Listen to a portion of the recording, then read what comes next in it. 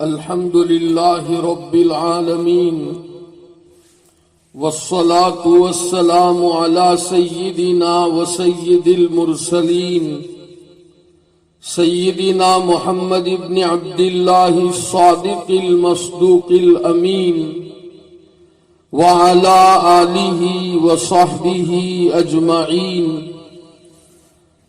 أما بعد، قال الله سبحانه وتعالى في كلامه المجيد وفرقانه الحميد: فأعوذ بالله من الشيطان الرجيم، بسم الله الرحمن الرحيم: والذين هم لفروجهم حافظون إلا على أزواجهم أو ما ملكت أيمانهم فإنهم غير ملومين، فمن ابتغى وراء ذلك فأولئك هم العادون. وقال تعالى في موضع آخر: وَأَنكِحُوا الْأَيَامَ مِنكُمْ وَالصَّالِحِينَ مِنْ عِبَادِكُمْ وَإِمَائِكُمْ إِنْ يَكُونُوا فُقَرَاءَ يُغْنِهِمُ اللَّهُ مِنْ فَضْلِهِ وَاللَّهُ وَاسِعٌ عَلِيمٌ. وقال تعالى في موضع آخر: فانكحوا ما طاب لكم من النساء مثنى وثلاث ورباع. وقال النبي صلى الله تعالى عليه وسلم: النكاح من سنتي فمن لم يعمل بسنتي فليس مني. وقال أيضا صلى الله عليه وسلم: إذا تزوج العبد فقد استكمل نصف الدين فليتق الله في النصف الباقي، أو كما قال صلى الله عليه وسلم: صدق الله مولانا العظيم وصدق رسوله النبي الأمي الحبيب الكريم، ونحن على ذلك لمن الشاهدين والشاكرين، والحمد لله رب العالمين.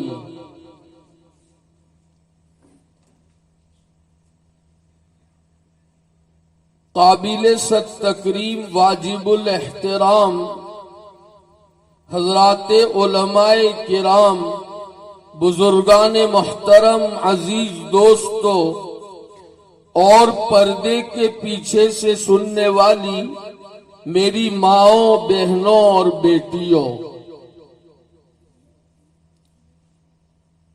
الحمدللہ اللہ کا فضل اور کرم ہے کہ ہمارے یہاں دیہاتوں میں دین متین کی نسبت پر پروگرام منعقد ہوتے رہتے ہیں، لیکن پروگرام کا مطلب ہمارے یہاں یہ رہ گیا ہے کہ کسی اچھے مقرر کو بلایا جائے، لچھے دار تقریر ہو، سننے کو مزہ آ جائے اور بس. یہ ہمارے اپنے پروگراموں کا مقصد رہ گیا ہے.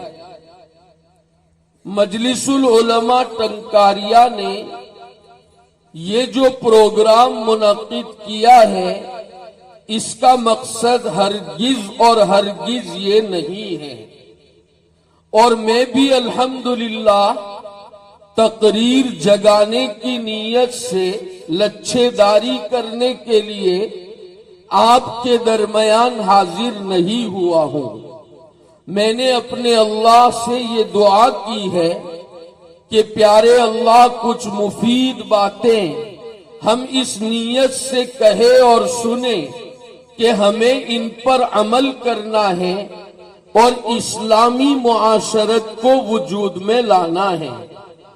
اس نیت سے حاضری ہوئی ہے، اس لیے سب سے پہلے میری گزارش یہ ہے کہ ہم اپنی نیتوں کو درست کر لیں کہ ہم صرف بیان سننے کی نیت سے اور بیان کرنے کی نیت سے یہاں نہیں جمع ہوئے ہیں، بلکہ یہ ایک دینی مذاکرہ ہے۔ اس میں جو باتیں دین کے تعلق سے کہی جائے گی ہم سب انشاءاللہ عمل کی نیت سے کہیں گے اور سنیں گے، اور ان تمام باتوں کو عملی جامہ انشاءاللہ ضرور پہنائیں گے۔ اس نیت سے ہمیں دین کی بات کہنی اور سننی ہے۔ عنوان تو آپ حضرات کو معلوم ہے کہ ہماری آج کی مجلس کا عنوان اسلامی نکاح ہے۔ نکاح کے تعلق سے اسلام نے ہمیں کیا ہدایات فرمائی ہے، اور نکاح کے تعلق سے جو رسومات اور گناہ ہمارے اپنے معاشرے اور گھروں میں داخل ہو گئے ہیں، ان رسومات اور گناہوں کو ہمیں اپنے گھروں سے، اپنے نکاح سے، شادی بیاہ سے ان کو دور کرنا ہے۔ آج کی مجلس کا یہ عنوان ہے۔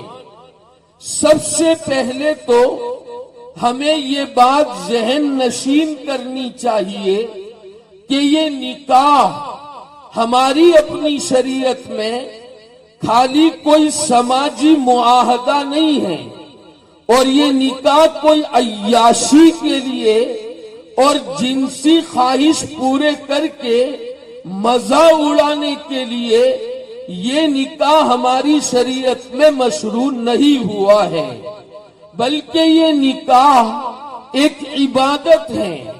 اور نبی کریم صلی اللہ تعالی علیہ وسلم اور جمیع انبیاء کرام علیہم الصلوات والتسلیم کی عظیم سنت مبارکہ ہے۔ یہ نکاح عبادت اور سنت ہے، اس کے بے شمار دلائل ہیں۔ کچھ دلیلیں پیش کرتے ہیں تاکہ یہ بات سب سے پہلے تو سمجھ میں آئے کہ یہ نکاح عبادت اور سنت ہے۔ پہلی دلیل تو یہ ہے کہ نبی کریم صلی اللہ تعالی علیہ وسلم کا ایک ارشاد گرامی ہے، اعلنوا هذا النکاح وجعلوه في المساجد او کما قال صلی اللہ علیہ وسلم۔ تو فرمایا حضور اکرم علیہ السلام نے، تم اس نکاح کی تشہیر کرو اور اس کا اعلان کرو، چھپ چھپا کر پردے میں نکاح مت کرو، بلکہ اس طرح نکاح کرو کہ لوگوں کو پتا چل جائے کہ فلاں لڑکے نے فلاں لڑکی سے نکاح کیا ہے۔ اس کی تشہیر ہونی چاہیے، اس کا اعلان ہونا چاہیے۔ پہلا حکم حضور اکرم صلی اللہ تعالی علیہ وسلم نے ہمیں یہ دیا ہے، اور دوسرا حکم کیا دیا ہے؟ وَجْعَلُوهُ فِي الْمَسَاجِدِ، اور تم یہ نکاح مساجد میں کیا کرو۔ مساجد میں کیا کیا جاتا ہے؟ عبادت کی جاتی ہے۔ یہ مساجد کی جو بنا ہوتی ہے، ان کی جو تعمیر ہوتی ہے، وہ عبادت کے لیے ہوتی ہے۔ نبی کریم صلی اللہ تعالی علیہ وسلم نے اس کی بھی ایک روایت میں وضاحت فرمائی ہے کہ مساجد کی بنیاد یہ عبادت کے لیے ہوا کرتی ہے۔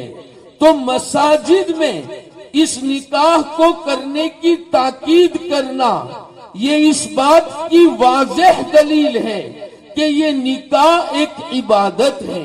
لیکن پیغمبر علیہ السلام کی نظر جہاں پہنچ سکتی ہے وہاں ہماری نظر نہیں جا سکتی۔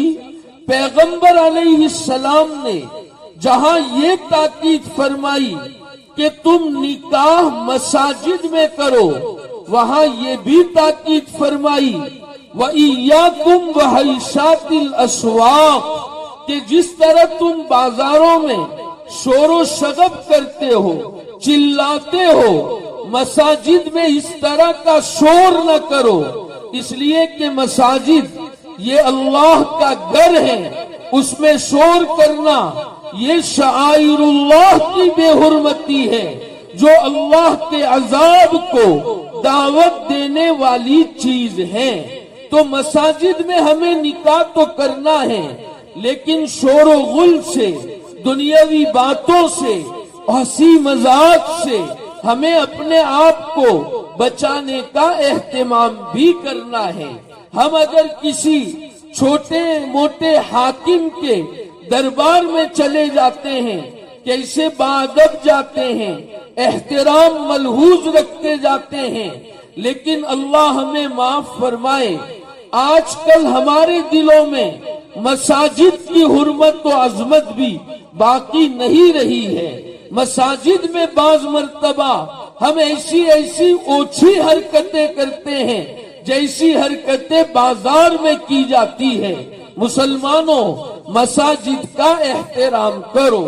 بہرحال میں یہ کہہ رہا تھا کہ یہ روایت دلیل ہے اس بات کی کہ نکاح یہ ایک عبادت ہے۔ دوسری دلیل یہ ہے کہ حضور اکرم صلی اللہ تعالی علیہ وسلم نے بہت واضح الفاظ میں یہ ارشاد فرمایا ہے، اربع من سنن المرسلین، 4 چیزیں ایسی ہیں جو رسولوں کی سنتوں میں سے ہیں، صرف میری ہی سنت نہیں ہے، اگرچہ حضور اکرم علیہ السلام نے خاص طور پر بھی فرمایا ہے النکاح من سنتی کہ نکاح میری سنت ہے۔ ابن ماجہ شریف کی روایت میں ہے فَمَن لَّمْ يَعْمَلْ بِسُنَّتِي فَلَيْسَ مِنِّي، جو میری سنت پر عمل نہیں کرے گا وہ مجھ میں سے نہیں ہے۔ تو نکاح حضور اکرم علیہ السلام کی اور جمیع انبیاء کرام علیہم الصلوات والتسلیم کی سنت مبارکہ ہے۔ تو گویا نکاح ایک عبادت ہے، بلکہ اگر غور کیا جائے تو نکاح کے ذریعے سے اللہ رب العزت ہمیں استحضار آخرت کرنا چاہتے ہیں، آخرت کو یاد دلایا جاتا ہے نکاح والے عمل کے ذریعے سے۔ جو اعمال ہماری اپنی شریعت نے مشروع فرمائے ہیں بڑے عجیب و غریب اعمال ہیں، ہر عمل کے ذریعے سے ہماری بہترین تربیت کی جاتی ہے، اور یہ ایک لمبا عنوان ہے۔ دعا فرمائے میں مختصر وقت میں کچھ کام کی باتیں آپ حضرات کے سامنے عرض کر سکوں۔ تو نکاح والے عمل کے ذریعے سے ہمیں آخرت یاد دلائی جاتی ہے، آخرت کی تیاری کی طرف ہمیں متوجہ کیا جاتا ہے۔ وہ کس طرح کیا جاتا ہے؟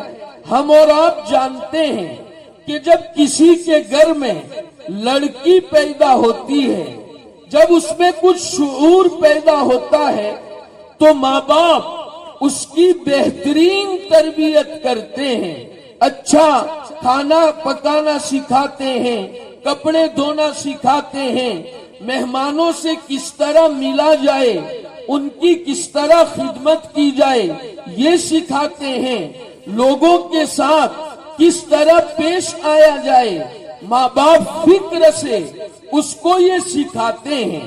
اور وجہ کیا ہوتی ہے؟ ماں باپ سوچتے ہیں کہ یہ لڑکی ہمارے اپنے گھرانے کی نہیں ہے، یہ تو دوسرا گھر آباد کرنے کے لیے ہے، اگر ہم اس کی اچھی تربیت نہیں کریں گے اور بغیر تربیت کے یہ اپنے سسرال چلی جائے گی، اپنے شوہر کے یہاں جائے گی، تو وہاں اس کو تانے سننے پڑیں گے، سسرال والے تانے دیں گے، تیرے ماں باپ نے تجھے کچھ سکھایا نہیں ہے، نہ کھانا پکا سکتی ہے، نہ کپڑے دھو سکتی ہے، نہ رشتہ داروں سے ملنے کا تجھ میں کوئی سلیقہ ہے اور نہیں کوئی تہذیب ہے، نہیں کوئی آداب ہے، تو ماں باپ سمجھتے ہیں کہ اس کو سسرال میں جانے کے بعد تانے سننے پڑیں گے، اس لیے وہ اپنی لڑکی کی بہترین تربیت کرتے ہیں۔ انبیاء کرام علیہم الصلوات والتسلیم نے بھی ہمیں اس دنیا میں تشریف لا کر یہی سکھایا اور یہی سمجھایا ہے کہ اللہ پاک نے یہ جو دنیا تمہیں عطا فرمائی ہے یہ تمہارا اپنا اصلی گھر نہیں ہے، تمہارا اصلی گھر تو آخرت ہے۔ وَإِنَّ الدَّارَ الْآخِرَةَ لَهِيَ الْحَيَوَانُ، اصل زندگی آخرت کی زندگی ہے۔ اگر یہاں اپنی تربیت کر لو گے، ایمان کی پختگی حاصل کر لو گے، اعمال پر مداومت کرو گے، اللہ رب العزت کو راضی کرنے کی کوشش کرو گے، اللہ کو ناراض کرنے والے کاموں سے اپنے آپ کو بچاؤ گے، اپنے دل کو اللہ کی محبت اور اللہ کی یاد سے آباد کرو گے، تو جب یہاں سے منتقل ہو کر عالم آخرت میں جاؤ گے تو وہاں مزے ہی مزے ہوں گے۔ جیسے لڑکی کی اچھی تربیت ہوتی ہے تو سسرال والوں کے یہاں اس کا ایک مقام ہوتا ہے، لوگ اس کی تعریف کرتے ہیں کہ ہم کو بہترین بہو ملی ہے، تو وہاں مزہ ہی مزہ ہے، تعریف ہی تعریف ہے۔ اور خدا نخواستہ اگر یہاں رہتے ہوئے ہم نے اپنے آپ کی تربیت نہیں کی، ہم خواہشات کے پیچھے اپنے آپ کو چلاتے رہے، خواہشات کی غلامی میں ہم نے زندگی گزار دی، ایمان کو قوی بنانے کی نہ ہم نے کوئی محنت کی، نہ اعمال صالحہ سے ہم نے اپنے آپ کو آراستہ کیا، کچھ نہیں، تو جب ہم عالم آخرت میں جائیں گے تو وہاں جانے کے بعد ہمیں فرشتوں کے تانے سننے پڑیں گے۔ فرشتے کہیں گے کیا تمہارے پاس پیغمبر نہیں آئے تھے؟ کیا تمہارے پاس خبردار کرنے والے نہیں آئے تھے؟ اللہ رب العزت کی طرف سے جہنم کا اور عذاب کا فیصلہ کیا جائے گا۔ تو دیکھیے یہ نکاح والا عمل ہمیں آخرت کی طرف متوجہ کرتا ہے اور ہمیں آخرت کی تیاری کرنے کی یاد دلاتا ہے، تو اس سے بڑی عبادت کیا ہو سکتی ہے؟ بلکہ حضرت والا تھانوی نور اللہ مرقدہ نے عجیب و غریب بات ارشاد فرمائی ہے۔ حضرت فرماتے ہیں کہ ایک لڑکی جو اپنے ماں باپ کے گھر میں بہت پیار کے ساتھ پلی اور بڑی ہے، بہت ناز کے ساتھ وہاں بڑی ہوئی ہے، ہر مرضی اس کی وہاں پوری ہوتی ہے، لیکن ایک شوہر کی محبت کے خاطر اپنے سارے رشتہ داروں کو چھوڑ دیتی ہے، ماں باپ کو قربان کرتی ہے، بہن بھائیوں کو قربان کرتی ہے، گھر کے آرام اور راحت کو قربان کرتی ہے، اپنے ایک شوہر کے خاطر۔ اس سے تجھے یہ سبق دیا جا رہا ہے کہ تو مرد ہے، اللہ نے تجھے ہمت دی ہے، تجھے حوصلہ عطا فرمایا ہے، تو کیا اپنے اللہ کی رضا کے خاطر اپنے آپ کو قربان نہیں کر سکتا؟ اللہ کو راضی کرنے کے لیے کیا تو مجاہدات نہیں کر سکتا؟ تو یہ نکاح والا عمل دراصل ہمیں آخرت کی یاد دلاتا ہے، تو اس سے بڑی عبادت اور اس سے بڑی سنت کیا ہو سکتی ہے؟ بہرحال یہ تو ثابت ہو گیا کہ یہ نکاح ایک عبادت ہے اور ایک سنت ہے۔ اب ظاہر بات ہے ہم عبادت اور سنت کو اپنے طریقے پر انجام نہیں دے سکتے ہیں۔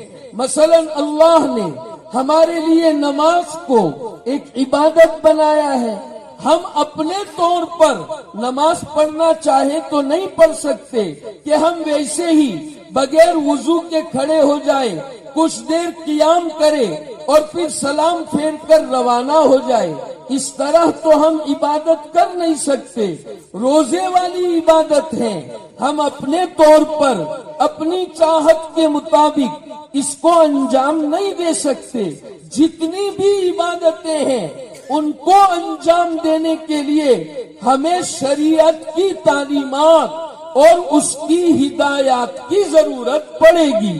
تو نکاح جب ایک عبادت ہے تو ہم اس کو اپنی مرضی کے مطابق جس طرح چاہے انجام دینا چاہے اور نکاح کرنا چاہے تو ہم نہیں کر سکتے. اس کے لیے ہمیں شریعت کی ہدایات کی ضرورت پڑے گی، شریعت کی تعلیمات کی ضرورت پڑے گی. شریعت مطہرہ نے جس انداز سے ہمیں یہ عبادت کرنے کو کہا ہے ہمیں اسی انداز سے یہ عبادت کرنی پڑے گی. لیکن مسلمانوں، تھوڑا اپنے دل پر ہاتھ رکھو، اپنے گریبان میں منہ ڈالو. ہم یہ نکاح والا عمل کبھی عبادت سمجھ کر انجام دیتے ہیں؟ اسے عبادت ہی نہیں سمجھا جاتا ہے. تو پھر اس کے لیے شرعی تعلیمات اور شرعی ہدایات کیا ہے اس کو معلوم کرنے کی بھی کسی کے پاس فرصت ہی نہیں ہوتی، بلکہ وہاں خیال ہی نہیں جاتا کہ ہمیں نکاح کس طرح انجام دینا ہے. میں آج کی مجلس میں شرعی تعلیمات پیش کرنا چاہتا ہوں. میں انشاءاللہ بہت زیادہ وقت نہیں لوں گا، بہت جلدی آپ حضرات کو فارغ کروں گا، لیکن یہ درخواست ضرور کرتا ہوں کہ میری بات کو تھوڑا غور سے سنیں کہ کس کس ٹاپک پر بات ہوتی ہے اور ہمیں نکاح والے معاملے میں شریعت کی کن کن ہدایات اور شریعت کی کن کن تعلیمات پر ہمیں عمل کرنا ہے. سب سے پہلے نکاح کے لیے ہوتا کیا ہے؟ انتخاب ہوتا ہے. لڑکا نکاح کے لیے لڑکی کا انتخاب کرتا ہے اور لڑکی والے یہ لڑکے کا انتخاب کرتے ہیں. سب سے پہلا نکاح والا جو عمل ہے وہ انتخاب کا عمل ہے. اب ہمیں انتخاب کیسے کرنا ہے؟ سب سے پہلی بات تو ہمیں یہ سمجھنی ہے، ہماری اپنی شریعت کی تعلیم اس سلسلے میں یہ ہے کہ ہم نکاح کے لیے جو جوڑے کا انتخاب کرتے ہیں وہ انتخاب دینداری کو ہدف بنا کر کرنا چاہیے. دینداری کے ساتھ اگر مال بھی ہے، جمال بھی ہے، اچھا خاندان اور حسب نسب بھی ہے، کوئی مسئلہ نہیں ہے. لیکن مسلمان صرف مال دیکھ کر، صرف جمال دیکھ کر، صرف حسب و نسب دیکھ کر اور اسی کو اپنا مقصد بنا کر نکاح نہیں کرتا، وہ دینداری کو اپنا مقصد بناتا ہے. مزی علیہ الرحمن نے ایک کتاب لکھی ہے تہذیب الکمال، اس کتاب کا نام ہے.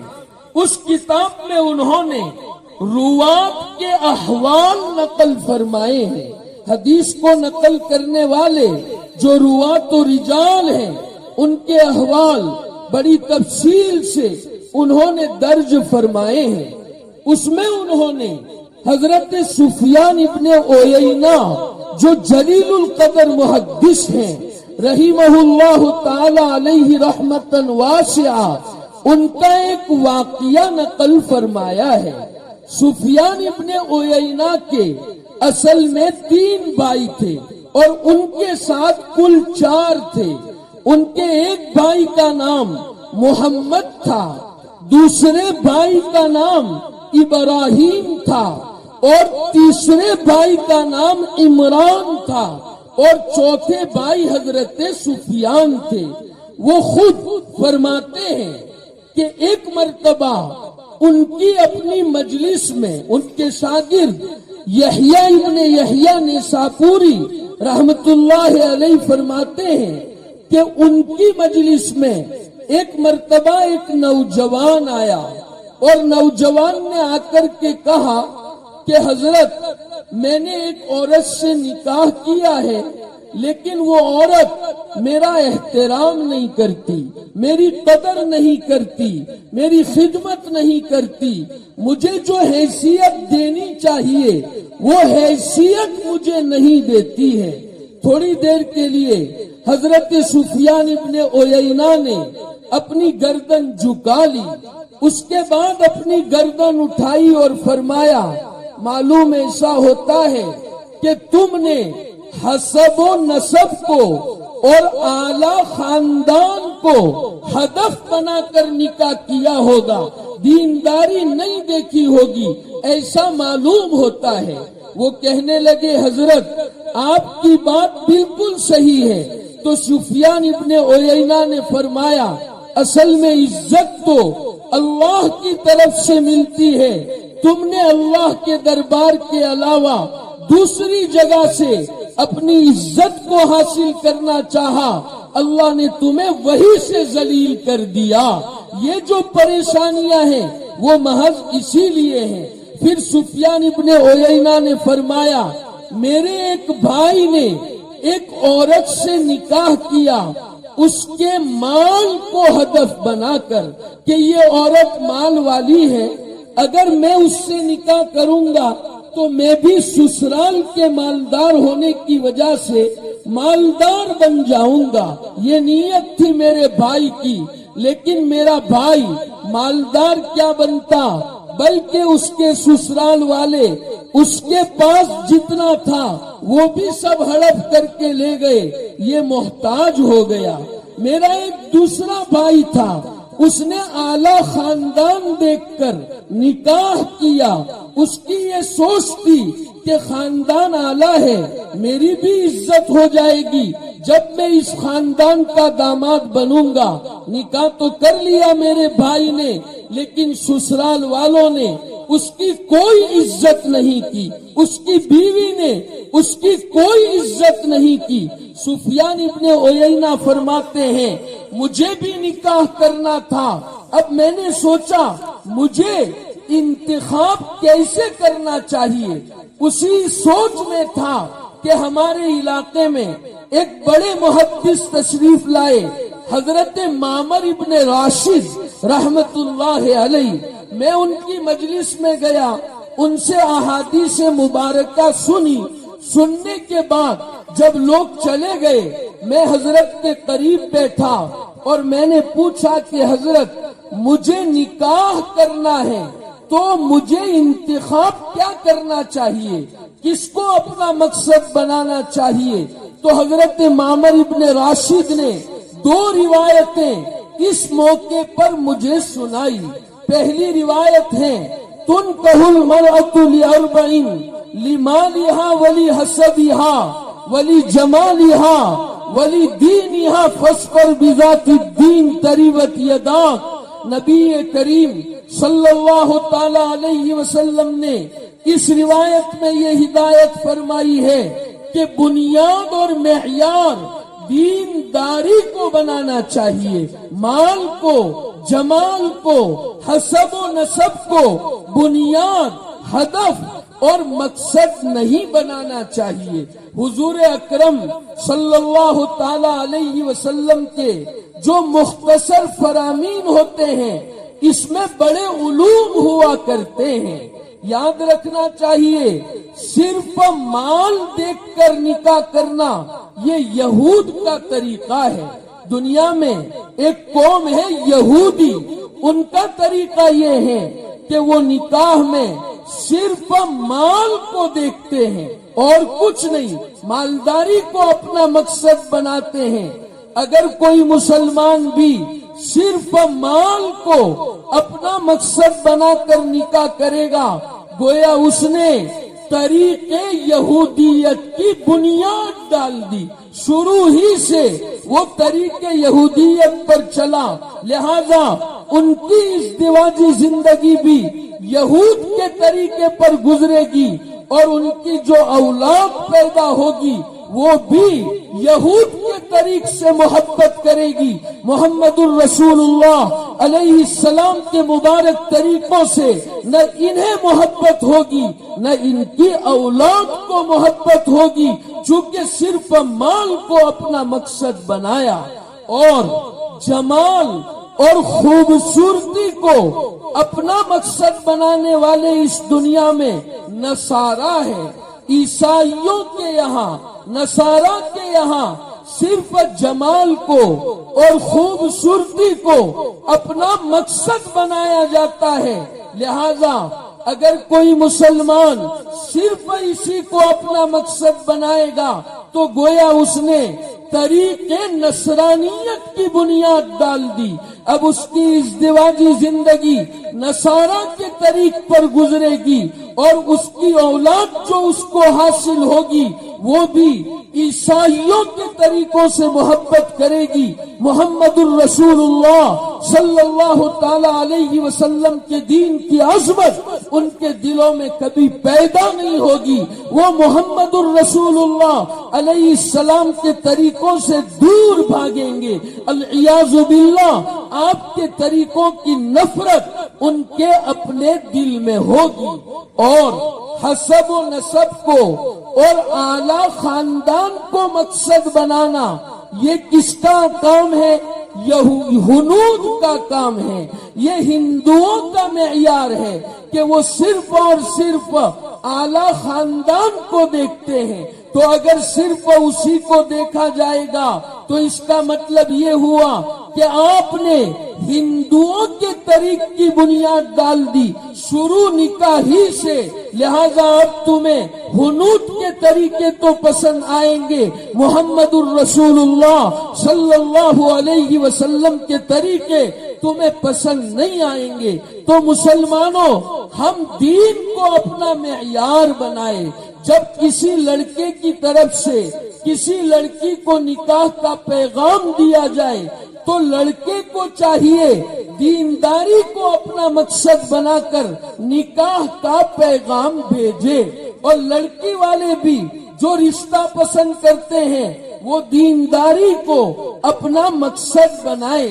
آج ہمارے اپنے معاشرے میں بھی یہی وبا چل پڑی ہے کہ ہم مال کو دیکھتے ہیں، دینداری، تقوی، صالحیت، عالمیت، اس کو ہمارے اپنے معاشرے میں نہیں دیکھا جاتا ہے، اور بسا اوقات حصول مال کے چکر میں لڑکیاں ہمارے اپنے گھروں میں عمر رسیدہ ہو جاتی ہے، 30 سال 35 سال ہو جاتے ہیں، ماں باپ انتظار میں ہیں کینیڈا سے، یو کے سے، افریقہ سے کوئی مالدار رشتہ آئے گا تو ہم اپنی بیٹی کا وہاں بیاہ اور شادی کریں گے۔ یہ رواج ہمارے اپنے معاشرے میں بھی عام ہو گیا ہے، اور میں نے دیکھا ہے، میں کوئی سنی سنائی بات نہیں کرتا، ایک ماں باپ نے اپنی لڑکی کو عالمہ بنایا، بہترین دین پڑھایا، وہ لڑکی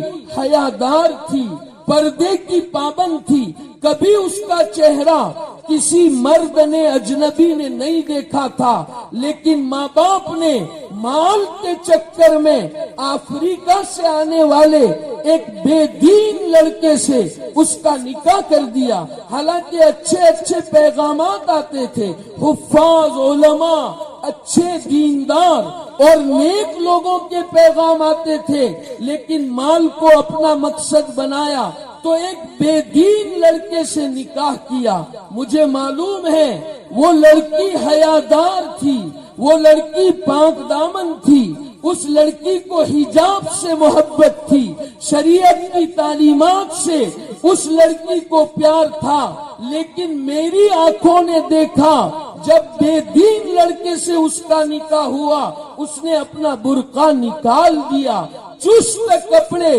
تنگ کپڑے پہن کر، اپنا سر کھلا رکھ کر، اپنے بال کھلے رکھ کر اس کو بازار میں اور گاؤں میں گھومتے ہوئے میری آنکھوں نے دیکھا۔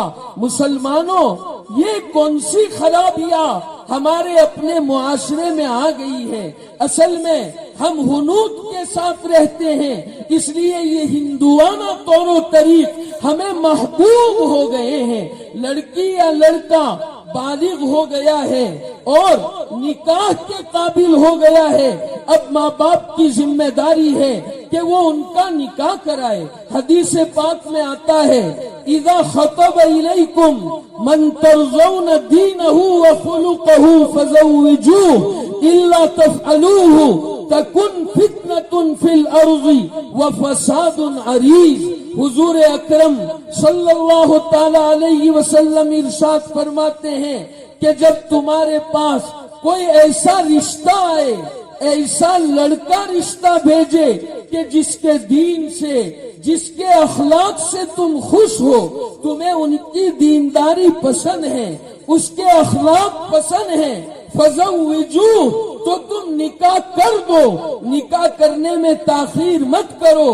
الا تفعلوہ تکن فتنة فی الارض وفساد عریض. اگر تم نکاح کرنے میں تاخیر کرو گے تو اس سرزمین میں بڑا فتنہ اور بڑا فساد پھیلے گا. وہ بڑا فتنہ اور بڑا فساد کیا ہے؟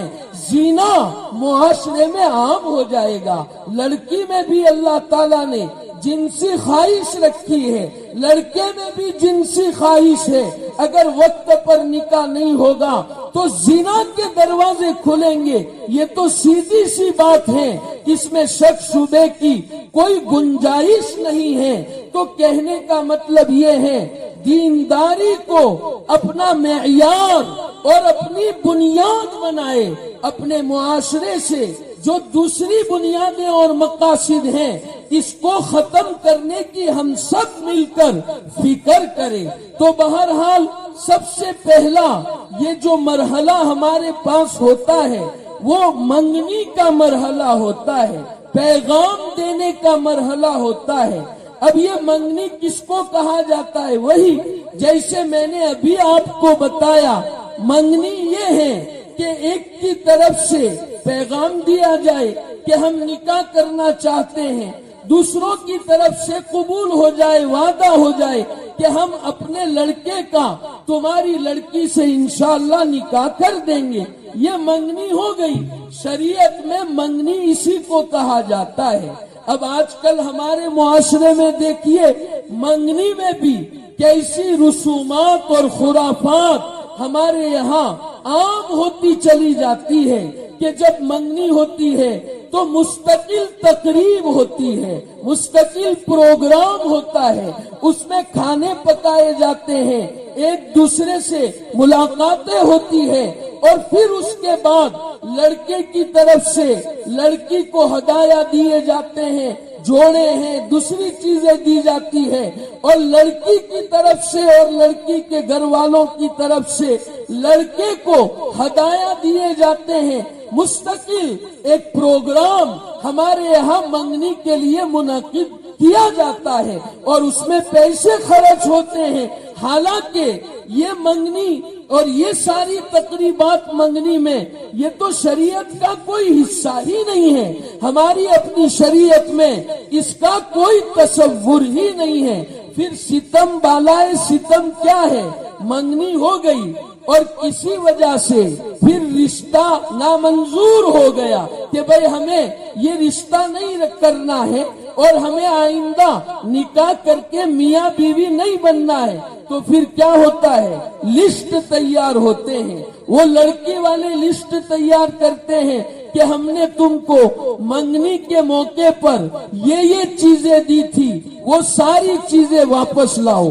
بلکہ منگنی کی وجہ سے ہم نے دعوت کی تھی، کھانا کھلایا تھا، اس کا خرچہ بھی ہمیں دے دو.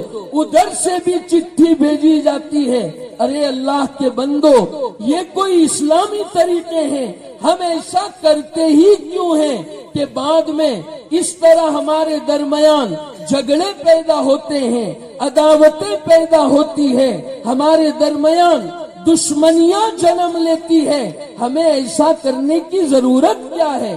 ہم شریعت کے مطابق منگنی کرے کہ بس دونوں طرف سے یہ وعدہ کر لیا جائے کہ یہ لڑکا اور لڑکی رشتے ازدواج میں انشاءاللہ آئندہ چل کر جڑ جائیں گے، بس یہ بات ہو گئی، مسئلہ ختم ہو گیا۔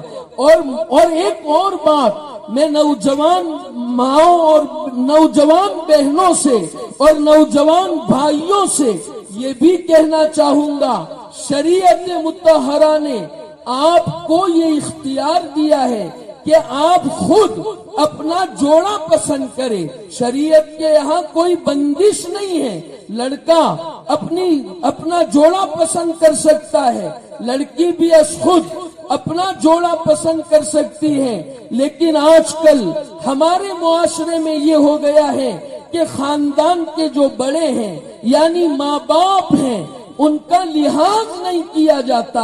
اگر وہ کسی جگہ رشتہ پسند کرتے ہیں کہ بیٹا فلاں دیندار لڑکی ہے اس سے نکاح کر لو ہماری خواہش ہے، لڑکی سے کہا جاتا ہے فلاں لڑکا دیندار ہے بااخلاق ہے تم اس سے نکاح کر لو، یہ کہا جاتا ہے تو ہمارے نوجوان جو بھائی ہیں بہنیں ہیں وہ خاندان کے بڑوں کی بات بالکل ریجیکٹ کر دیتے ہیں کہ تمہیں کیا پتا چلے، بس وہ ظاہری طور پر تھوڑا بہت حسن اور فیشن دیکھ لیتے ہیں اور بعد میں اس کے کیا نتائج ہوں گے اس کی طرف ان کی نظر نہیں ہوتی۔ ہمارے ماں باپ ہمارے خاندان کے بڑے یہ ہمارے لیے خیر خواہ ہوتے ہیں، ان کو معلوم ہے کہ یہ جوانی کے جذبے اور ترنگ میں آ کر جہاں اپنے رشتے کا انتخاب کر رہا ہے وہ اس کے لیے نقصان دہ ہے، تو خود اگرچہ انتخاب کرے اس کی نہ نہیں ہے آپ سے، لیکن اپنے ماں باپ کے مشورے پر بھی چلا کرے۔ پہلے کے لوگوں میں یہ خیر تھی کہ ماں باپ نے جب کہہ دیا فلاں رشتہ تمہارے لیے مناسب ہے تو پھر لڑکا اور لڑکی اس کے اوپر کوئی ایکشن نہیں لیتے تھے۔ ایک واقعہ ابو نعیم اصفہانی نے لکھا ہے حلیت الاولیاء میں، حضرت سعید ابن المسیب رحمت اللہ علیہ جو اجل تابعین میں سے ہیں، ان کی ایک لڑکی تھی، اس لڑکی سے نکاح کا پیغام بھیجا اس زمانے کے بادشاہ کے لڑکے نے۔ اس زمانے کا بادشاہ عبد الملک ابن مروان تھا، اس کا لڑکا تھا ولید جو شہزادہ تھا، ولی عہد تھا، وہ عبد الملک کے بعد بادشاہ بننے والا تھا۔ سعید ابن المسیب رحمت اللہ علیہ نے اس رشتے کو ٹھکرا دیا۔ اس نے عبد الملک ابن مروان نے الگ الگ طریقے سے پریشان بھی کیا حضرت سعید ابن المسیب رحمت اللہ علیہ کو، 100 کوڑے لگوائے، ٹھنڈا پانی ڈالا لیکن تیار نہیں ہوئے۔ آج اگر کوئی گورنر اور اس کا بیٹا ہمارے یہاں نکاح کا پیغام بھیج دے تو ہم پھولے نہیں سمائیں گے، واٹس ایپ پر، فیس بک پر اور پتہ نہیں کس کس پر یہ ایڈورٹائز کریں گے کہ فلاں حکمران نے ہمارے یہاں نکاح کا پیغام بھیجا ہے۔ سعید ابن المسیب رحمت اللہ علیہ نے اس پیغام کو ٹھکرا دیا اور اپنی بیٹی کا نکاح کہاں کروایا آپ کو معلوم ہے؟ ان کے ایک شاگرد تھے حضرت عبداللہ ابن ابی وداع، وہ پابندی کے ساتھ سبق میں آیا کرتے تھے، 3 دن غیر حاضر رہے، سبق میں نہیں آئے۔ جب 3 دن کے بعد تشریف لائے تو حضرت سعید ابن المسیب رحمت اللہ علیہ نے ان سے پوچھا کہ کیوں نہیں آ رہے تھے؟ فرمایا میری اہلیہ کا انتقال ہو گیا، لوگ تعزیت کے لیے گھر آتے تھے اس لیے میں نہ آ سکا، 4تھے دن حاضر ہو گیا ہوں۔ حضرت سعید ابن المسیب نے فرمایا کہ آپ دوسرا نکاح کرنے کے لیے تیار ہیں؟ فرمایا حضرت میں تو بہت غریب آدمی ہوں، میرے یہاں فقر و فاقے ہیں، رہنے کا کوئی گھر بھی قاعدے کا نہیں ہے۔ فرمایا تم نکاح کرنا چاہتے ہو؟ فرمایا جی ہاں نکاح تو کرنا ہے۔ کہا میں اپنی بیٹی فاطمہ کا تم سے نکاح کرواتا ہوں۔ اسی مجلس میں نکاح کروا دیا۔ حضرت عبداللہ ابن ابی وداع فرماتے ہیں رحمت اللہ علیہ، میں اس دن روزے سے تھا۔ مغرب سے پہلے گھر کے دسترخوان پر کھجور پانی لے کر افطار کی نیت سے بیٹھا تھا کہ حضرت سعید ابن المسیب رحمت اللہ علیہ یہاں تشریف لے آئے۔ میرا دروازہ کھٹکھٹایا، میں نے کہا کون ہے؟ فرمایا سعید ابن المسیب۔ میں چونک گیا۔ حضرت عبداللہ فرماتے ہیں کہ میرے استاد یا تو درسگاہ میں آتے ہیں یا مسجد میں یا گھر میں جاتے ہیں، کہیں اور جگہ نکلتے نہیں ہیں، آج میرے دروازے پر تشریف لے آئے ہیں۔ چنانچہ حضرت سعید ابن المسیب نے جب دروازہ کھولا عبداللہ نے تو اپنی لڑکی کا ہاتھ عبداللہ کے ہاتھ میں تھما دیا کہ لو یہ تمہاری بیوی ہے، رخصتی ہو گئی۔ میں نے سوچا جب نکاح ہو گیا ہے تو اب رات بغیر ملے گزرے یہ اچھی بات نہیں ہے، تمہاری بیوی کو تمہارے حوالے کر رہا ہوں۔ اور ساتھ میں ایک ڈنڈا بھی دیا اور فرمایا اگر میری لڑکی کا کوئی قصور ہو، تمہاری بیوی اگر غلط راستے پر چلے تو اس ڈنڈے سے تم اس کی خبر لینا۔ آج کل کے ماں باپ تو کیا ہوتا ہے، موبائل فون دیتے ہیں، بیٹا تھوڑا بہت بھی کچھ ہو جائے فوراً فون کرنے کا، گھبرانے کی ضرورت نہیں ہے، ہم بیٹھے ہیں۔ چنانچہ ذرا کچھ معاملہ لڑکی کا اپنے سسرال میں ہو جاتا ہے تو وہ 10 حاشیے چڑھا کر اپنی امی کو کہتی ہے، فون کرتی ہے، پھر امی 15 حاشیے چڑھا کر جب باپ گھر میں آتا ہے مگر مچھ کے آنسو بہا کر پھر اس کے بعد شکایتیں کرتی ہے، باپ غصے ہوتا ہے اور لڑکی کو گھر میں بٹھائے رکھتا ہے۔ اس طرح ازدواجی رشتے برباد ہو جاتے ہیں اور شیطان خوش ہو جاتا ہے۔ مسلمانوں، اس طرح گھر آباد نہیں ہوا کرتے ہیں۔ لڑکی ہمارے یہاں پلی اور بڑی ہے، ہمیں اس کا مزاج معلوم ہے، اس کے فالٹ معلوم ہے، تھوڑا سنجیدگی کے ساتھ ہمیں غور کرنا چاہیے کہ واقعی ہماری لڑکی یہ جو شکایت کرتی ہے وہ صحیح بھی کرتی ہے یا نہیں کرتی، پھر ایکشن لینا چاہیے۔ یہ طلاق کے واقعات بے شمار جو ہمارے معاشرے میں پیش آتے ہیں وہ غلط بیانی کی وجہ سے آتے ہیں۔ پھر یہ لڑکی گھر بٹھا دی، دوسرا اچھا رشتہ ملا نہیں، اب یہ لڑکی پوری زندگی پریشان ہوتی ہے۔ اس طرح گھر آباد نہیں ہوا کرتے ہیں۔ میرے کہنے کا مطلب یہ ہے کہ سعید ابن المسیب رحمت اللہ علیہ نے دیکھیے کیا کیا، اپنی لڑکی کا نکاح گورنر کے اور حاکم کے لڑکے سے نہیں کیا، ایک غریب آدمی سے اس کی دینداری کے بنیاد پر اپنی لڑکی کا نکاح کیا۔ اور اللہ تعالیٰ ازدواجی زندگی کی خوشحالیاں جب عطا فرماتے ہیں جب دینداری کو ملحوظ رکھا جاتا ہے۔ تو بہرحال اپنی منگنیوں کو سادہ بنائے اور اپنا جو معیار ہے وہ دینداری کو بنائے، بنیاد دینداری کو بنائے۔ اس کے بعد اگر مال نہیں بھی ہوگا تو اللہ رب العزت اپنے خزانے سے ہمیں وہ مال عطا فرمائیں گے۔ میں نے خطبے میں یہ آیت پڑھی تھی، وَأَنكِحُوا الْأَيَامَ مِنكُمْ وَالصَّالِحِينَ مِنْ عِبَادِكُمْ وَإِمَائِكُمْ إِن يَكُونُوا فُقَرَاءَ يُغْنِهِمُ اللَّهُ مِنْ فَضْلِهِ۔ قرآن کا وعدہ ہے کہ اگر تم فقیر بھی ہوں گے تو اللہ نکاح کی برکت سے تمہیں مالدار بنائے گا۔ لیکن مالدار کب بنو گے؟ جب دینداری کو ملحوظ رکھ کر صحیح نیت سے، صحیح ارادے سے اگر آپ نے نکاح کیا ہے، اللہ کا یہ وعدہ برحق ہے، اللہ تمہیں مالدار بنائیں گے، کسی کا محتاج نہیں رکھیں گے۔ اور روایت میں بھی آتا ہے، نبی کریم صلی اللہ تعالی علیہ وسلم نے ارشاد فرمایا، ثلاث علی اللہ حق عونہم، تین آدمی ایسے ہیں کہ اللہ پر ان کی مدد کرنا حق ہے، حق علی اللہ عونہم۔ وہ تین آدمی کون سے ہیں؟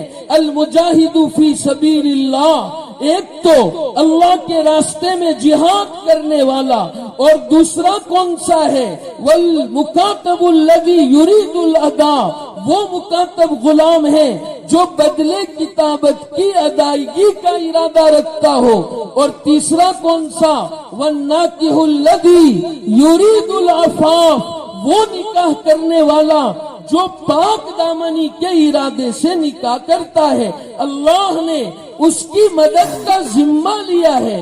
آپ دینداری کو پیش نظر رکھ کر اگر نکاح کریں گے، اللہ رب العزت آپ کو بے نیاز بنا دے گا، اس لیے دینداری ملحوظ رکھیں۔ پھر ایک بات یہ بھی اس موقع سے سمجھ لے کہ جب ہمارے یہاں منگنی ہو جاتی ہے، ابھی عقد نکاح ہوتا نہیں ہے، اور وہ لڑکا اور لڑکی آپس میں بات کرتے ہیں، ملنے لگتے ہیں، بلکہ بازاروں میں گھومنا بھی شروع کر دیتے ہیں، ہوٹلوں پر، پارکوں میں جاتے ہیں، حالانکہ جب تک عقد مسنون اور نکاح عمل میں نہ آئے تب تک تو حرمت باقی رہتی ہے۔ یاد رکھیں، نہ بات کرنا حلال ہے، نہ اور کوئی چیز حلال ہے، لہذا یہ جو ہمارے معاشرے کا مرض ہے اس کو بھی ختم کیا جائے۔ اس لیے علماء پسند اسی کو کرتے ہیں، جھٹ منگنی اور پٹ شادی، پہلے سے منگنی کی ہی نہ جائے تاکہ اس طرح کے خرافات وجود میں نہ آئے، بلکہ جو ہی منگنی ہو، بات چیت ہو، فوراً نکاح کا پروگرام بنایا جائے۔ تو یہ تو ہوا بنیادی مسئلہ کہ ہمیں انتخاب کیسے کرنا ہے۔ شریعت کی تعلیمات مختصر انداز میں آپ حضرات کے سامنے پیش کی گئی۔ اب ہم آگے چلتے ہیں، منگنی تو ہو گئی ہے، اب جب نکاح کا وقت آتا ہے تو نکاح سے پہلے ہمارے یہاں گناہوں کا ایک دورہ پڑ جاتا ہے۔ ہوتا کیا ہے کہ لڑکی بیوٹی پارلر میں جاتی ہے، سب سے پہلا گناہ تو یہ ہے، اور جا کر جو ہوتا ہے وہ سب جانتے ہیں۔ حالانکہ نبی کریم صلی اللہ تعالی علیہ وسلم کا واضح ارشاد گرامی ترمذی شریف میں موجود ہے۔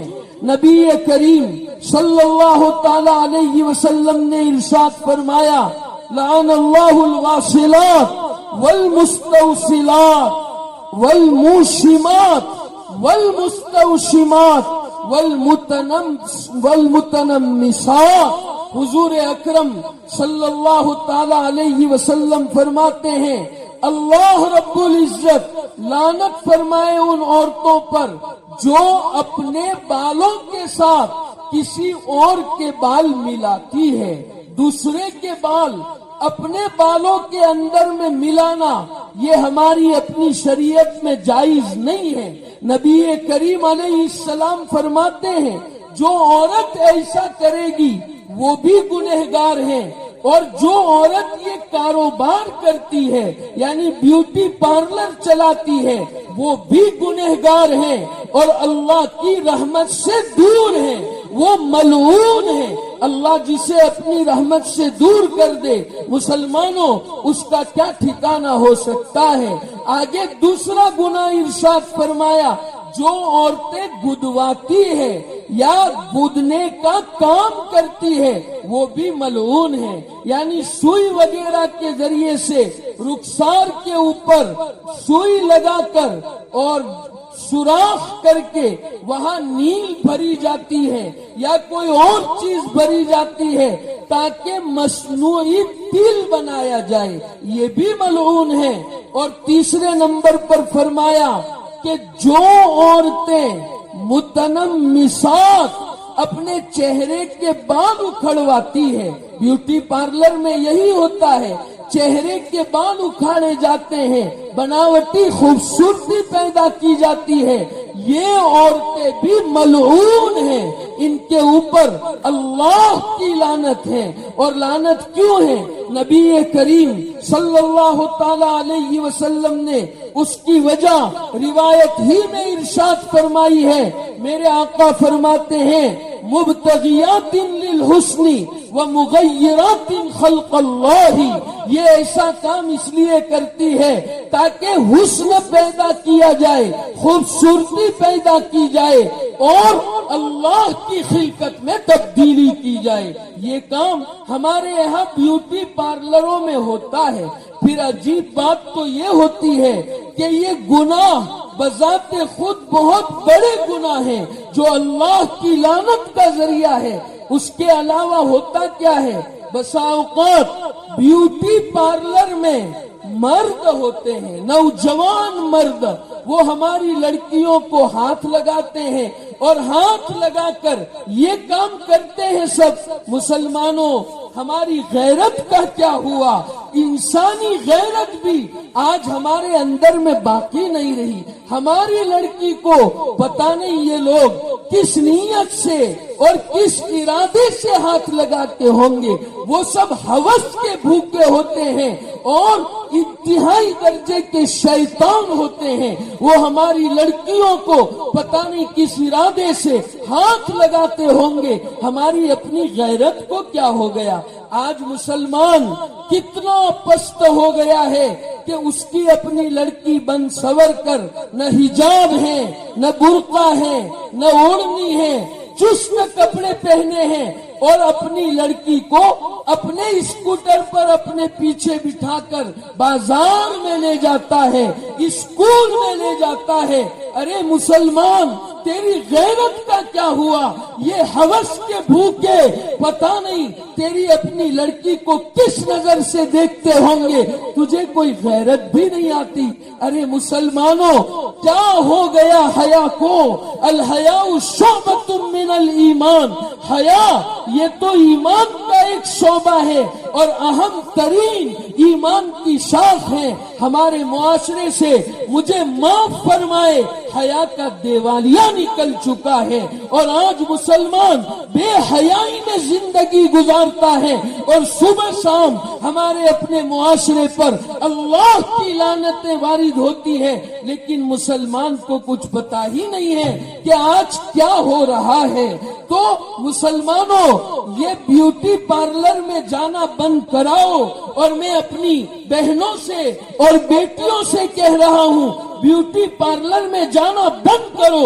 وہاں جو گناہ ہوتے ہیں وہ ہمیں اللہ کی رحمت سے دور کر دیتے ہیں. یہ میرے آقا صلی اللہ علیہ وسلم کا فرمان مبارک ہے.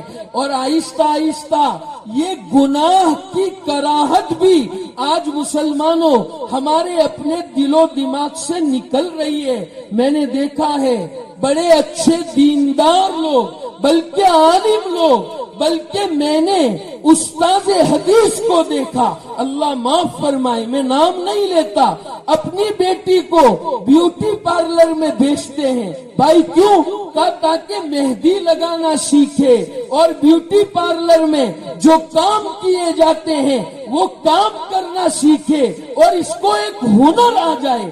ارے کس زبان کا یہ تیرا بول ہے؟ اگر اللہ تجھ پر رحم نہ فرماتے تو تیرے یہ بول تجھے زمین میں دسا دیتے، یہ زمین تجھے نگل جاتی. ارے مسلمان، تجھے کیا ہو گیا بھائی؟ تیری حیا کو کیا ہو گیا؟ تیری ایمانی غیرت کو کیا ہو گیا؟ تو اس کو فن سکھانا سمجھتا ہے؟ تو اپنی لڑکی کو کیا سکھاتا ہے؟ کیسی بے حیا بناتا ہے؟ تجھے فکر نہیں ہے، تجھے غیرت نہیں ہے. اللہ مسلمانوں کے حال پر رحم فرمائے. اس لیے میرے مسلمان بھائیوں، ہماری جو لڑکیاں ہیں ان لڑکیوں کو اس طرح کے گناہ کرنے سے باز رکھے. اللہ نے جو فطری حسن عطا فرمایا ہے وہ ہمارے لیے کیا کافی نہیں ہے؟ ہم اسی فطری حسن کو برقرار رکھے، اسی میں زینت پیدا کر لے. انشاءاللہ ہم اپنے شوہر کو بھا جائیں گی. ہمیں ایسا کرنے کی آخر ضرورت کیوں پیش آتی ہے؟ آپ نہیں مانتے ہوں گے، جو اس طریقے کے اپنے چہرے بناتے ہیں شاید تھوڑی دیر کے لیے اچھے لگے، پھر ان کے چہرے کیسے نظر آتے ہیں، لعنت ٹپکتی ہے۔ کوئی دیندار دل رکھنے والا اگر اس کو دیکھے تو سمجھ میں آئے واقعی یہ لعنت ٹپکتی ہے، تو یہ گناہ بھی ہوتے ہیں اور تیاری کے نام پر پیسہ بھی اتنا خرچ کیا جاتا ہے۔ پھر ہماری جو بہنیں ہوتی ہے کپڑے خریدنے میں، دوسری چیزیں خریدنے میں پتہ نہیں کتنا اسراف کرتی ہے۔ ارے مسلمانوں، یہ نکاح ایسی چیز نہیں ہے جہاں اپنا مال خرچ کیا جائے۔ اسراف سے اپنے آپ کو بچاؤ۔ ٹھیک ہے، موجودہ دور میں 2 4 5 کپڑے سیدھے سادے اختیار کر لیے اور ان کو بنا دیا، ٹھیک ہے، اس سے انکار نہیں ہے۔ کچھ اور کپڑے چلیے اس میں شامل کر لیے جائے، اس سے بھی انکار نہیں ہے، لیکن آپ کو معلوم ہے ایک ایک سوٹ ہزاروں کا خریدا جاتا ہے اور کتنا پیسہ برباد کیا جاتا ہے۔ یہ بلا ضرورت خرچ ہے، اور بلا ضرورت خرچ کو عربی زبان میں تبذیر کہا جاتا ہے، اور قرآن مجید میں اللہ نے فرمایا ہے ان المبذرین کانوا اخوان الشیاطین وکان الشیطان لربہ کفورا۔ یہ تبذیر کرنے والے شیاطین کے بھائی ہیں، اور شیاطین یہ پکے ناشکرے ہیں۔ گویا اللہ نے مال والی جو نعمت عطا فرمائی ہے اس نعمت کی یہ ناقدری کرتے ہیں۔ یاد رکھو مسلمانوں، یہ مال ہماری اپنی جاگیر نہیں ہے بلکہ یہ اللہ کی امانت ہے، اور اللہ نے یہ مال ہمیں کیوں عطا فرمایا ہے؟ ہماری آزمائش کے لیے عطا کیا ہے۔ انما اموالکم واولادکم فتنہ واللہ عندہ اجر عظیم۔ تمہارے اموال اور تمہاری اولاد یہ تمہارے حق میں آزمائش ہے۔ اللہ نے یہ مال اس لیے عطا فرمایا ہے تاکہ بندے کو آزمائے کہ وہ کس کام میں خرچ کرتا ہے۔ مسلمانوں، ایک جوڑ کپڑے میں ہزاروں بلکہ اب تو لاکھ تک کی بات پہنچ گئی ہے۔ ہم ایک سوٹ خریدنے کے لیے اتنا خرچہ کرتے ہیں۔ ہمیں معلوم ہے ہمارے مسلمان بھائی بھوکے اور پیاسے ترستے ہیں۔ فلسطین کا ایک ویڈیو ابھی ماضی قریب میں میرے موبائل پر آیا تھا، ایک اچھے آدمی نے بھیجا تھا۔ 2 چھوٹے چھوٹے بچے تھے، عربی زبان میں کہہ رہے تھے میرے ابا جب زندہ تھے تو ہم شام کو روٹی کھا کر سوتے تھے، میرے ابا جب زندہ تھے تو ہم شام کو بستر میں اور لحاف میں سوتے تھے، میرے ابا شہید ہو گئے، ہمیں روٹی دینے والا کوئی نہیں ہے۔ وہ معصوم بچے یہ آنسو بہا رہے تھے۔ جب یہ ویڈیو میں نے سنا عربی زبان میں، میرے پیروں سے زمین سرک گئی۔ میں تنے تنہا کتاب کے پاس بیٹھا ہوا تھا، زاروں قطار رویا کہ اے اللہ، کل قیامت کے دن اگر یہ معصوم بچے ہمارا گریبان پکڑ لیں گے تو ہمارے پاس کیا جواب ہوگا؟ ارے مسلمانوں، یہ مال ان عیاشیوں اور فحاشیوں میں خرچ کرنے کے لیے اللہ نے ہمیں عطا نہیں فرمایا، آخرت کمانے کے لیے عطا فرمایا ہے۔ ہم اپنی ذات پر کم سے کم خرچ کریں، ہم تعلیم پر اپنا پیسہ خرچ کریں، ہم قومی مفاد پر اپنا پیسہ خرچ کرے، ہم غریبوں کو کھلانے میں اپنا پیسہ خرچ کرے۔ ہمارے پاس مصارف کم ہیں، ہم نے سمجھا کیا ہے؟ آج بتاؤ، ہماری جو یہ نئی نسل ہے کالجوں میں اور اسکولوں میں جا کر اپنا ایمان برباد نہیں کر رہی ہے؟ کیا کلمہ کفر پڑھ کر ہمارے اپنے گھروں میں نہیں آتی؟ تو کیا ہمیں اپنی تعلیم گاہوں کی ضرورت نہیں ہے؟ میں سمجھتا ہوں اگر اہل ٹنکاریا 1 سال اپنے نکاحوں پر جتنا خرچ کرتے ہیں اگر وہ خرچ کرنا بند کرے اور اپنا پیسہ جمع کرے تو کیا ٹنکاریا میں ایک بہترین اسکول اور کالج نہیں بن سکتا؟ میرا آپ سے سوال ہے، جواب دیجئے، کیا نہیں بن سکتا ہے؟ لاکھوں روپے ہمارے جا رہے ہیں اور بلا وجہ خرچ ہوتے ہیں اور ہمارے بچوں کا ایمان برباد ہوتا ہے، ہماری غیرت کو کیا ہوا؟ یہ بالکل مت سمجھو کہ میں آپ کو مایوس کرتا ہوں۔ الحمدللہ ہم گجراتیوں نے بہت زیادہ خرچ کیا ہے، اللہ ہمارے آباء و اجداد پر رحم فرمائے۔ انفاق فی سبیل اللہ کے نتیجے میں اللہ نے آج ہمیں یہ خوشحال دن دکھائے ہیں اور یہ اللہ نے ہمیں دین سے تعلق عطا فرمایا ہے۔ واقعی ہم نے خرچ کیا ہے۔ میرے کہنے کا مطلب صرف اتنا ہے کہ یہ خرچ کرنے کی جگہ ہے نہیں، ہمارا پیسہ وہاں کیوں خرچ ہو رہا ہے؟ ہم تبذیر کر کے شیطان کے بھائی اور اللہ کے ناشکرے کیوں بنتے ہیں؟ میری مائیں اور بہنیں دل پر لے، ہم اتنے مہنگے سوٹ اب نہیں خریدیں گے انشاءاللہ، ہم ضرورت کا خرید کر پیسہ بچائیں گے، غریبوں کی مدد کریں گے، بے لباسوں کو لباس پہنائیں گے، تعلیم گاہیں بنانے پر ہمارے اپنے پیسے خرچ ہوں گے۔ مجھے امید ہے کہ مائیں اور بہنیں بھی اس کو اپنے دل پر لے گی اور ہمارے یہ جو نوجوان اور دوسرے مسلمان بیٹھے ہیں وہ بھی انشاءاللہ اس کو دل پر لیں گے۔ تو بہرحال میں یہ کہہ رہا تھا کہ عقد مسنون کی تیاری میں ہمارے یہاں یہ گناہ ہوتے ہیں اور یہ پیسے خرچ ہوتے ہیں۔ پھر ایک دوسری بھول کہاں ہوتی ہے کہ جس لڑکی کا نکاح ہونا ہوتا ہے تو ہماری اس کی جو ماں ہوتی ہے، خالہ ہوتی ہے، دوسرے رشتہ دار ہیں، وہ لڑکی کو لے کر بیوٹی پارلر اور بازار میں نہیں جاتے، وہ لڑکی از خود اپنی سہیلیوں کے ساتھ بازار میں جاتی ہے، ہم خبر ہی نہیں لیتے کہ وہ بازار میں جا کر کیا کرتی ہے۔ یہ بازار شیاطین کے اڈے ہیں، یاد رکھیں، مجھے معاف فرمائیں، میں تو کوئی تقریر جگانے بیٹھا نہیں ہوں۔ جیسے میں نے پہلے ہی کہا، ہمارے اپنے معاشرے میں جو منکرات وجود میں آئے ہیں، مجلس العلماء نے یہ سوچا ہے کہ ان منکرات کو معاشرے کے سامنے کھول کھول کر بیان کیا جائے تاکہ پتہ چلے ہمیں کہ ہم جا کہاں رہے ہیں۔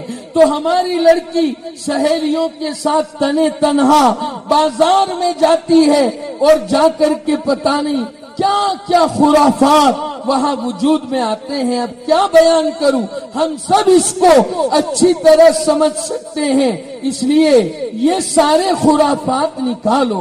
بہنیں تو ایسا کرتی ہے، پھر جو دلہا ہوتا ہے جس کا نکاح ہونا ہوتا ہے وہ بھی ایسا ہی کرتا ہے، صرف اپنے ہی بال نہیں بنواتا، ہیئر کٹنگ اس کی تنہا کی نہیں ہوتی، سارا مجمع دوستوں کا اس کے ساتھ ہوتا ہے، سب ایک جیسے بال بناتے ہیں اور پتہ نہیں کسی پکچر کے ایکٹر کے طرز پر اپنے بال بنا کے بڑے خوش ہوتے ہیں۔ ارے مسلمان، جو لوگ تیرے ایمان کے دشمن ہیں، تجھ سے تیری اصلی مایا چھیننے کے چکر میں پڑے ہوئے ہیں، تجھے ان کی ادائیں پسند ہیں اور محمد الرسول اللہ صلی اللہ علیہ وسلم کی ادائیں تجھے پسند نہیں ہیں، تیری غیرت کو کیا ہوا؟ تو بال بنانے میں مستقل رات کو دیر تک جاگا جاتا ہے اور پتہ نہیں کیا کیا کیا جاتا ہے، مہنگے مہنگے سوٹ خریدے جاتے ہیں، نکاح کے عنوان پر ہوٹلوں میں جا کر پیسے برباد کیے جاتے ہیں، مستقل ایک پکنک منائی جاتی ہے اور یہی سمجھا جاتا ہے اس سے اچھا پیسے خرچ کرنے کا موقع کب ملے گا؟ یہی تو اچھا موقع ہے کہ جی بھر کر ہم خرچ کر لے، ہم یہ سوچا کرتے ہیں۔ اور بعض نوجوان تو اپنے بال کو کالا کرنے کے لیے بالوں میں وہ چیز لگاتے ہیں کہ ان کا غسل بھی نہیں ہوتا. ہماری بہنیں بھی ایسا کرتی ہے. اگر پرت جم گیا, ایسی چیز آپ نے لگائی ہے تو آپ کا غسل نہیں ہوگا. آپ ناپاکی کی حالت میں نکاح کریں گے, ناپاکی کی حالت میں دونوں کا میلاپ ہوگا. تو مسلمانوں آپ کیا امید رکھتے ہیں؟ کیا برکتیں وجود میں آئے گی؟ کیا اطمینان و سکون کبھی میسر آ سکتا ہے؟ لہذا یہ سارے خرافات ہم اپنے معاشرے سے دور کرنے والے بنے. مسلمانوں, دین کی قدر پہچان لو. اللہ کی ذات بہت بے نیاز ہے. وَإِن تَتَوَلَّوْا يَسْتَبْدِلْ قَوْمًا غَيْرَكُمْ ثُمَّ لَا يَكُونُوا أَمْثَالَكُمْ. اگر تم روگردانی کرو گے, اللہ کو تمہاری ضرورت نہیں ہے. اللہ ایمان والی نعمت الامان والحفیظ تم سے چھین لے گا اور دوسروں مخلوق کو پیدا کرے گا جو اپنے ایمان اور ایمانی تقاضوں پر چلنے والی ہوگی. اور آج دنیا میں ایسا ہو رہا ہے. جو لوگ نئے مسلمان ہوتے ہیں, اگر ہم ان کے نکاح دیکھیں تو ہمیں پتا چلے گا کتنے سیدھے سادے مسجد میں وہ نکاح کرتے ہیں کہ ہمیں رشک آتا ہے, یا اللہ ابھی کا مسلمان ہے اور دین متین کی عظمت اس کے اپنے دل میں کیسی ہے. اس لیے ضرورت ہے کہ یہ سارے جو منکرات ہیں اس کو ہم اپنے معاشرے سے نکالے. بہرحال یہ تو عقد مسنون سے پہلے ہمارے یہاں جو خرافات ہوتے ہیں ان خرافات کا مختصر سا نقشہ کھینچا گیا تھا. اس کے بعد جب عقد مسنون کا دن آتا ہے, جس دن نکاح ہونا ہوتا ہے, اس دن کی جو خرافات ہیں وہ تو اللہ کی پناہ. باقاعدہ مہنگے مہنگے شامیانے اور منڈپ باندھے جاتے ہیں اور باقاعدہ دلہن کو وہ گیروں کا لباس پہنایا جاتا ہے اور اس کو باقاعدہ اسٹیج پر لایا جاتا ہے اور باقاعدہ فوٹو اور ویڈیو اور کیمرہ چلتا ہے. کسی مسلمان کو غیرت نہیں ہے کہ اس کو کس نظر سے اجنبی دیکھتے ہوں گے. ارے یہ بے حیائی مسلمانوں ہمیں لے ڈوبے گی, ہماری نسلوں کو لے ڈوبے گی. اور یاد رکھو ایک بات, لڑکی کے یہاں نکاح کے دن جو کھانا پکایا جاتا ہے یہ تو بالکل سمجھ میں نہیں آتا. لڑکی کے ماں باپ تو اس دن غم کا شکار ہوتے ہیں. ان کو خیر اس بات کی خوشی ضرور ہوتی ہے کہ لڑکی کو اچھا رشتہ مل گیا اور ایک ذمہ داری اور ایک فرض پورا ہو گیا. لیکن جس دن لڑکی گھر سے نکلتی ہے, نکاح رخصتی کا دن ہوتا ہے, وہ تو ان کے لیے غم کا دن ہوتا ہے. اس دن تو وہ اپنے جگر کے ٹکڑے کو اپنے گھر سے رخصت کرتے ہیں. بیچارے ماں باپ غمگین ہوتے ہیں اور ان کے یہاں کھانے پکائے جاتے ہیں اور لڑکے والے بارات لے کر آتے ہیں. یہ بارات کیا چیز ہے؟ اسلامی شریعت میں اس کا کوئی حصہ نہیں ہے. بارات کا بھی شریعت سے کوئی تعلق نہیں ہے. مخصوص بارات جو باقاعدہ گن گن کر اور تلاش کر کر کے لایا جاتا ہے رشتہ داروں کو. یہاں کھانے پکائے جاتے ہیں, لڑکی کے یہاں کھانے کھائے جاتے ہیں اور پتہ نہیں کیا کیا رسوم و رواج ہوتے ہیں. ایسی بارات تو شریعت میں کچھ ہے ہی نہیں. میں نے اپنے بڑے بوڑھوں سے سنا ہے اور ہمارے بڑے بوڑھے جو بات کرتے ہیں وہ بالکل سچی بات کرتے ہیں. ہمارے بڑے بوڑھوں نے فرمایا یہ بارات کیا ہے جانتے ہو؟ کہنے لگے پہلے زمانے میں چونکہ راستے پر خطر ہوا کرتے تھے, چوری کا ڈکیٹی کا خطرہ بہت زیادہ ہوتا تھا, تو کچھ خاندان کے لوگ, لڑکے کے خاندان کے لوگ تھوڑے مل کر, کچھ مرد اور کچھ عورتیں رخصتی کے لیے اس لیے جاتے تھے تاکہ لڑکی کو باعزت ہم یہاں لے آئے. اگر کوئی ایک دو جائیں گے, ہو سکتا ہے راستے میں کوئی چور مل جائے, کوئی لٹیرے مل جائے اور لڑکی کی عزت پامال ہو جائے. اس لیے یہ خاندان کے لوگ جاتے تھے لیکن اب تو ایسا کوئی پرابلم ہمارے یہاں رہا نہیں ہے، تو پھر یہ بارات کے مخصوص طریقے ہمارے یہاں آئے کہاں سے؟ مسلمانوں، یہ نکاح عیاشی تھوڑا ہے کہ ہم اس طرح کے ریت رواج ہمارے اپنے نکاح میں ہم پیدا کریں۔ ٹھیک ہے، 2 4 8 آدمی آئے، سادگی کے ساتھ بچی کو لے کر رخصت ہو گئے۔ ہمارے یہاں تو الحمدللہ یہ نظام بنا ہے کہ لڑکے والے آتے ہی نہیں ہیں، بلکہ لڑکی کے ماں باپ اور اس کے رشتہ دار ہی رات کو لڑکی کو رخصت کر دیا کرتے ہیں، اور اس طرح کسی کو پتہ بھی نہیں چلتا اور رخصتی عمل میں آ جاتی ہے۔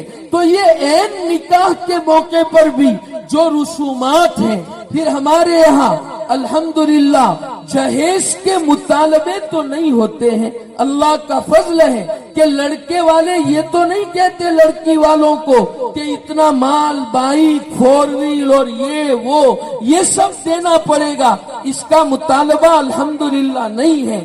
اللہ کا احسان ہے، ہمارے ہندوستان کے دوسرے صوبوں میں جہیز کی بلا ہے، لڑکیاں جوان ہیں، گھروں میں بیٹھی ہوئی ہے، ماں باپ کے پاس جہیز کے لیے پیسہ نہیں ہے، بیچارے ماں باپ کی راتوں کی نیندیں حرام ہو گئی ہے، اور یہ ماں باپ مشکل سے اپنی راتیں کاٹتے ہیں، اور ان کی لڑکیاں زنا میں مبتلا ہو جاتی ہے، بدکاری میں مبتلا ہو جاتی ہے۔ تو جہیز کا مطالبہ ہمارے یہاں الحمدللہ نہیں ہے، لیکن ہم بھی لڑکی کو اسی دن بہت سارا سامان دیتے ہیں۔ یاد رکھو، آہستہ آہستہ یہ جہیز کی شکل اختیار کرے گا، اللہ ہماری حفاظت فرمائے۔ اس لیے یہ سلسلہ ختم کرو۔ ارے بھائی، لڑکی والے ہمیں اپنے جگر کا ٹکڑا دے رہے ہیں، لختے جگر تمہارے حوالے کرتے ہیں، اس سے بڑا سرمایہ تمہارے یہاں کیا ہو سکتا ہے کہ تمہاری طرف سے جہیز کے مطالبے ہوتے ہیں۔ یہ جہیز ایک لعنت ہے اور خالص ہندوانہ رسم ہے۔ اپنے معاشرے سے میری درخواست ہے، اس کو ختم کیا جائے۔ لڑکے والے صاف کہہ دے کہ آپ لڑکی دیتے ہیں، بس وہی آپ کا احسان ہے، ہمیں کچھ نہیں چاہیے۔ الحمدللہ ہمیں اللہ نے بہت کچھ دیا ہے، اور میرا اللہ ہمیں بے نیاز کرنے والا ہے، اس لیے لڑکی دینا ہی آپ کا احسان ہے، ہمیں مزید کی ضرورت نہیں ہے۔ یہ رواج بھی اپنے معاشرے سے ختم کیا جائے، اور نکاح اس انداز سے کیا جائے کہ تشہیر اور اعلان بھی ہو جائے، اور خرافات اور رسومات بھی نہ ہو۔ اس طرح ہم نکاح کرنے والے بنے، یہ شریعت کا مزاج ہے۔ حضرت عبد الرحمن ابن عوف رضی اللہ تعالی عنہ جلیل القدر صحابی ہے، 10 مبشرہ میں سے ہیں۔ ان 10 خوش قسمت صحابہ کرام رضوان اللہ علیہ مجمعین میں سے ہیں، جن کو نبی کریم علیہ السلام نے اس دنیا میں جنت کی بشارت سنائی تھی، بلکہ وہ سابقین اولین میں سے ہیں، یعنی ان خوش قسمت صحابہ میں سے ہیں جو سب سے پہلے ایمان لائے۔ حضور اکرم صلی اللہ علیہ وسلم کی نگاہوں میں ان کا بڑا مقام تھا۔ جب ہجرت فرما کر یہ مدینہ زادہ اللہ شرفا و کرما تشریف لائے تو نبی کریم صلی اللہ علیہ وسلم نے، بخاری شریف کی روایت ہے، حضرت سعد ابن الربیع رضی اللہ تعالی عنہ جو ایک انصاری مالدار صحابی تھے، ان سے بھائی چارہ کروایا کہ عبد الرحمن تم ان کے ہاتھ سے بھائی ہو۔ حضرت سعد ابن الربیع نے فرمایا، عبد الرحمن آپ میرے بھائی بن گئے ہیں، اللہ نے مجھے مال عطا فرمایا ہے، میں آدھے مال کا آپ کو مالک بنائے دیتا ہوں اور یہ آدھا مال اپنے پاس رکھتا ہوں، اور میری بیویاں ہیں، ایک بیوی کو جس کو آپ پسند کریں میں طلاق دے دوں، آپ اس سے نکاح فرما لے۔ صحابہ کرام میں یہ ایثار کے جذبے تھے۔ روایت میں تو بڑے اسباق ہیں، سب کو اس مختصر وقت میں جمع نہیں کیا جا سکتا۔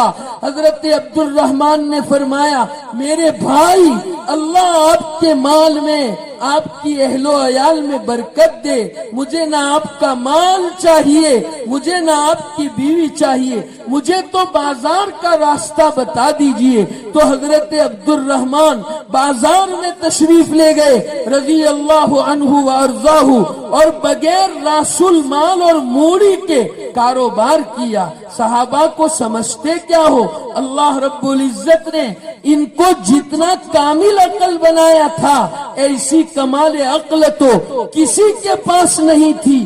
گئے بغیر ایک پیسے کے کما کر کے شام کو لے آئے، تھوڑا سا گھی اور پنیر بچا کر لائے۔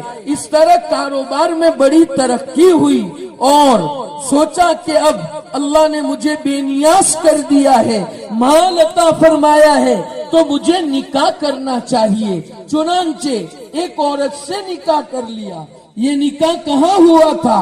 مدینۃ المنورہ زادہ اللہ شرفا و کرما میں، اور حضور اکرم صلی اللہ علیہ وسلم اس وقت مدینۃ المنورہ میں تشریف فرما تھے، کہیں سفر میں نہیں تھے۔ آپ کو بھی نہیں بلایا۔ جب آپ کو نہیں بلایا ہوگا تو دوسروں کو بلانے کے اہتمام کا تو کوئی سوال پیدا ہوتا ہی نہیں ہے، اس لیے کہ حضور اکرم صلی اللہ تعالی علیہ وسلم کی حاضری یہ تو باعث خیر و برکت ہوا کرتی تھی۔ ایسی برکت کہاں مل سکتی ہے جیسی برکت حضور سے ملنے والی ہو، لیکن نہیں بلایا آپ کو۔ کچھ لوگ جمع ہو گئے خاندان کے، مسجد میں سیدھا سادہ نکاح کر لیا، اور حضور اکرم صلی اللہ علیہ وسلم کی خدمت اقدس میں دین حاصل کرنے کے لیے تشریف لائے۔ حضور اکرم علیہ السلام نے دیکھا کہ ان کے کپڑے کے اوپر وہ خوشبو لگی ہوئی ہے کہ جو خوشبو نکاح کے موقع پر استعمال کی جاتی ہے، تو لگتا ایسا ہے کہ عبد الرحمن نے نکاح کر لیا ہوگا۔ پوچھا عبد الرحمن، یہ جو دھبا اور خوشبو دکھ رہی ہے وہ کائی کی خوشبو ہے؟ فرمانے لگے حضرت میں نے نکاح کر لیا۔ حضور نے دعا دی، اللہ رب العزت تمہیں برکت عطا فرمائے، اور کوئی شکوہ نہیں فرمایا کہ یار کیسے آدمی ہو، ہم نے تو تمہارے لیے اتنی قربانیاں دی ہے، اور تم کو تمہارے لیے اتنے مجاہدات کیے ہیں، تنے تنہا نکاح کر لیتے ہو اور ہمیں بلاتے بھی نہیں ہو۔ حضور اکرم صلی اللہ علیہ وسلم نے ایسی کوئی شکایت نہیں فرمائی، بلکہ کیا فرمایا، اولم ولو بشاتن، تھوڑا سا ولیمہ بھی کر لو تاکہ تھوڑی خوشی ہو جائے، موقع ہے، انکار نہیں کرتی شریعت۔ تو دیکھیے صحابہ کرام کو معلوم تھا کہ شریعت کا مزاج یہ ہے کہ نکاح میں سادگی لائی جائے، تبھی تو حضور اکرم علیہ السلام کو بھی نہیں بتایا۔ حضرت جابر رضی اللہ تعالی عنہ ایک اور صحابی ہے، یہ میرے آقا صلی اللہ علیہ وسلم کے بڑے چہیتے صحابی تھے۔ میرے آقا ان سے بہت محبت فرماتے تھے۔ ان کے والد حضرت عبداللہ غزوہ احد میں شہید ہو گئے تھے اور قرضہ چھوڑ کے گئے تھے۔ بخاری شریف کی روایت ہے، قرض خواہوں نے مطالبہ کیا کہ ہمیں اپنا قرض دے دیا جائے اور پورا دیا جائے۔ حضرت جابر کے باغ میں اتنے پھل اور اتنی کھجوریں نہیں تھی کہ سارا قرض ادا ہو سکے۔ نبی کریم صلی اللہ علیہ وسلم کے پاس تشریف لائے اور فرمایا، حضرت یہ قرض خواہ تو مطالبہ کرتے ہیں اور پھل تو اتنے ہیں نہیں کہ میرے ابا کا قرض ادا ہو جائے۔ فرمایا، جابر فکر مت کر، صبح کو آتا ہوں، تو اپنے باغ میں جتنی کھجوریں ہیں سب اتار لے اور ان کی چھوٹی چھوٹی ڈھیریاں بنا دے۔ میں آیا، صبح تشریف لے گئے، ارد گرد گھومے، برکت کی دعا فرمائی، ایک ڈھیری پر تشریف فرما ہو گئے، اللہ نے برکتیں دی، سارا قرض ادا ہو گیا اور اوپر سے بچا کے گھر لے گئے۔ اتنے قریب کے اور چہیتے صحابی تھے، انہوں نے بھی نکاح کر لیا۔ حضور کو کچھ پتا نہیں ہے۔ غزوے سے واپسی ہو رہی تھی، اجازت مانگی کہ حضرت تھوڑا جلدی گھر جانا چاہتا ہوں، اس لیے کہ فرمایا کیا بات ہے بھائی، क्यों जल्दी जाना चाहते हो? कहा हजरत मैंने निकाह कर लिया है। कहा अच्छा, निकाह भी आपका हो गया है। मेरे आका सल्लल्लाहु अलैहि वसल्लम देखिए कोई शिकायत नहीं फरमाते हैं, बरकत की दुआ देते हैं। फिर पूछते हैं भाई किससे निकाह किया, बाकेरा से या सईबा से? यानी जिससे निकाह किया पहली मर्तबा उससे निकाह हुआ कि वो पहले अपना शौहर बसा चुकी है? फरमाया सईबा से किया। मेरे आका ने फरमाया जज्बात हैं और शरीयत जज्बात की कदर करती है, तो तुमने क्यों बाकेरा से निकाह नहीं किया? खुशगवार जिंदगी गुजरती अगर बाकेरा औरत से निकाह कर लेते। फिर फरमाया जाओ। देखिए कोई शिकायत नहीं फरमाई। मालूम हुआ सहाबाए किराम रिजवानुल्लाहि ताला अलैहिम अजमईन जानते थे मिजाज शरीयत को कि शरीयत निकाह में सादगी चाहती है, और जितना सादा निकाह होगा उसमें उतनी ही अल्लाह की तरफ से बरकतें पैदा होगी। आज हम कसरत को तो जानते हैं लेकिन बरकत हमारी समझ नहीं आती। बरकत किसको कहते हैं? एक वाक़ये से समझो। अब मुझे अपनी बात खत्म करनी चाहिए समेट कर, इंशाअल्लाह अनकरीब खत्म कर रहा हूँ। बरकत का मफहूम समझो, बरकत किसको कहते हैं? एक जमाने के बादशाह को कोई बीमारी लग गई, ठीक नहीं हो रहा है, कोई इलाज कारगर नहीं होता है। उस हकीम के पास वहाँ इधर कोई इलाज नहीं मिलता है।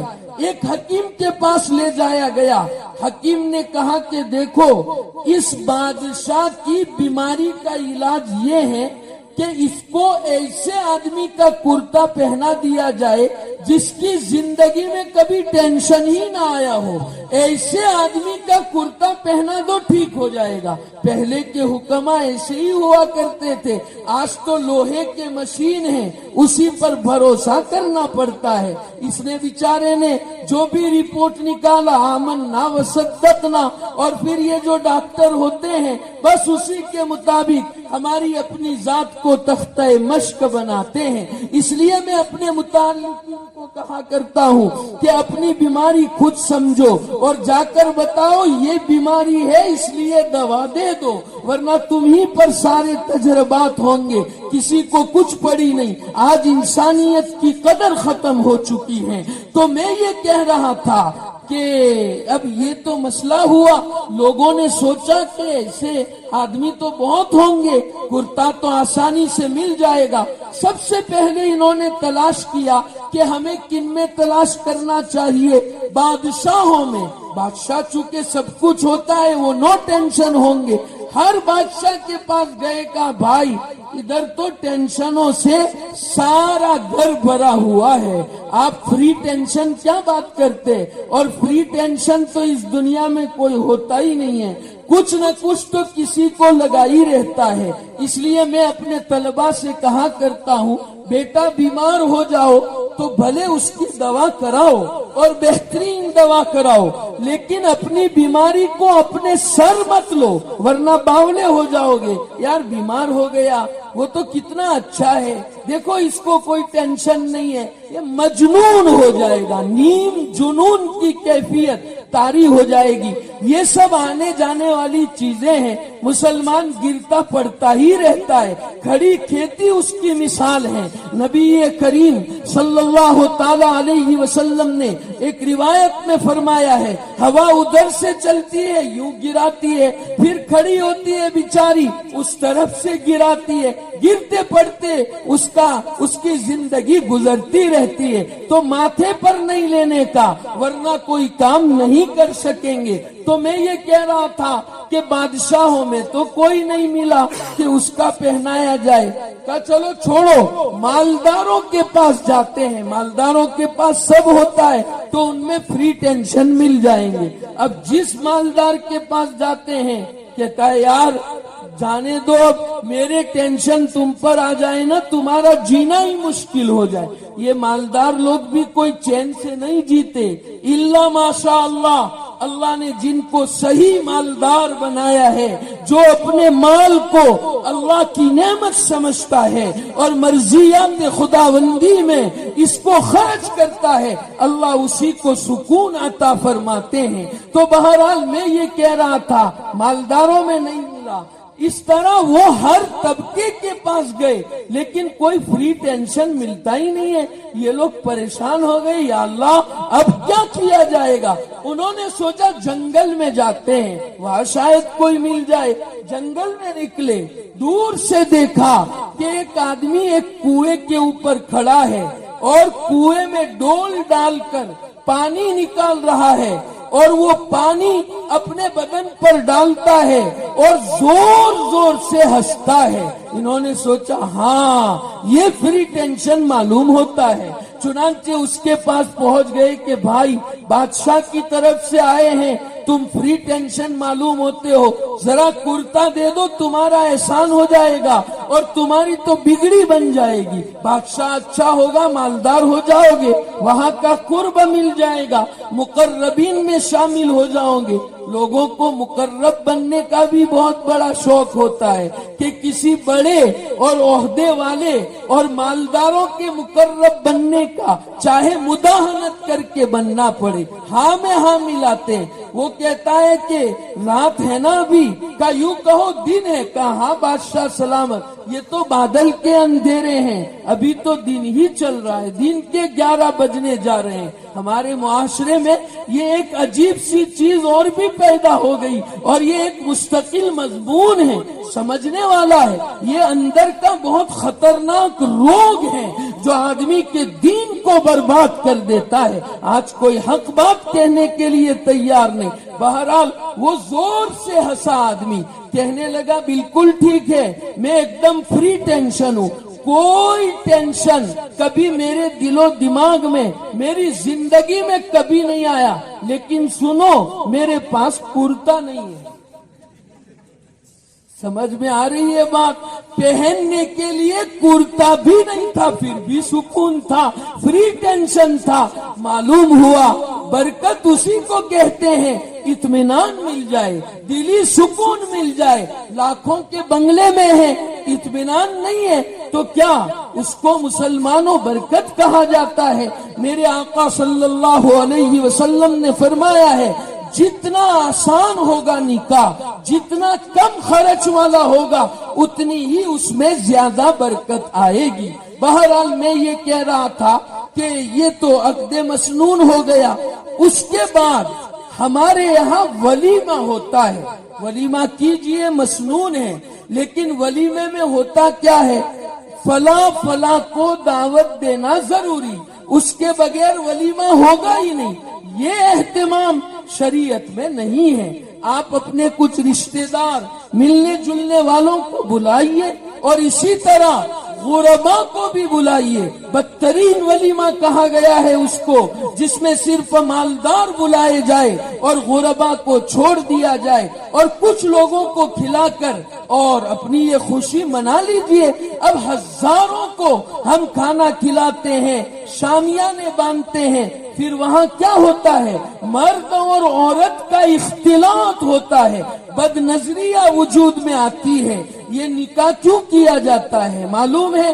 یہ نکاح اس لیے ہوتا ہے تاکہ ہماری نظر کی حفاظت ہو جائے، لیکن نکاح والے عمل میں ہی 1000 بد نظریہ ہوتی ہے، تو وہ نکاح کا عمل، اس کا تو کوئی مقصد ہی نہیں رہا۔ مسلمانوں، مردوں اور عورتوں کا اختلاط ختم کرے، مردوں کا کھانا الگ ہو، عورتوں کا کھانا الگ ہو، اور عورتوں میں تقسیم کرنے والی عورتیں ہی ہو، وہاں کوئی مرد نہ جائے، اور بے پردگی سے اپنے نکاحوں کو بچاؤ، اپنے ولیموں کو بچاؤ۔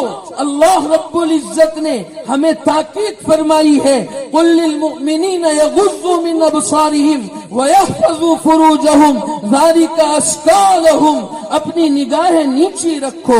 عورتوں سے بھی کہا گیا ہے اپنی نگاہیں نیچی رکھو۔ عورتیں حجاب میں ہوتی ہے، اس لیے ان کو غلط فہمی ہوتی ہے کہ ہمارا تو پردہ ہے، ہم مردوں کو دیکھ سکتی ہے، لہذا وہ آنکھوں سے مردوں کو دیکھتی رہتی ہے، حالانکہ دیکھنے کی گنجائش نہیں ہے۔ ایک روایت ہے حضرت ام سلمہ اور حضرت میمونہ رضی اللہ تعالی عنہما حضور اکرم علیہ السلام کے پاس موجود تھی۔ نابینا صحابی حضرت عبداللہ ابن ام مکتوم رضی اللہ عنہ وارضاہ یہ تشریف لائے اور حضور اکرم علیہ السلام کے یہ صحابی نابینا تھے۔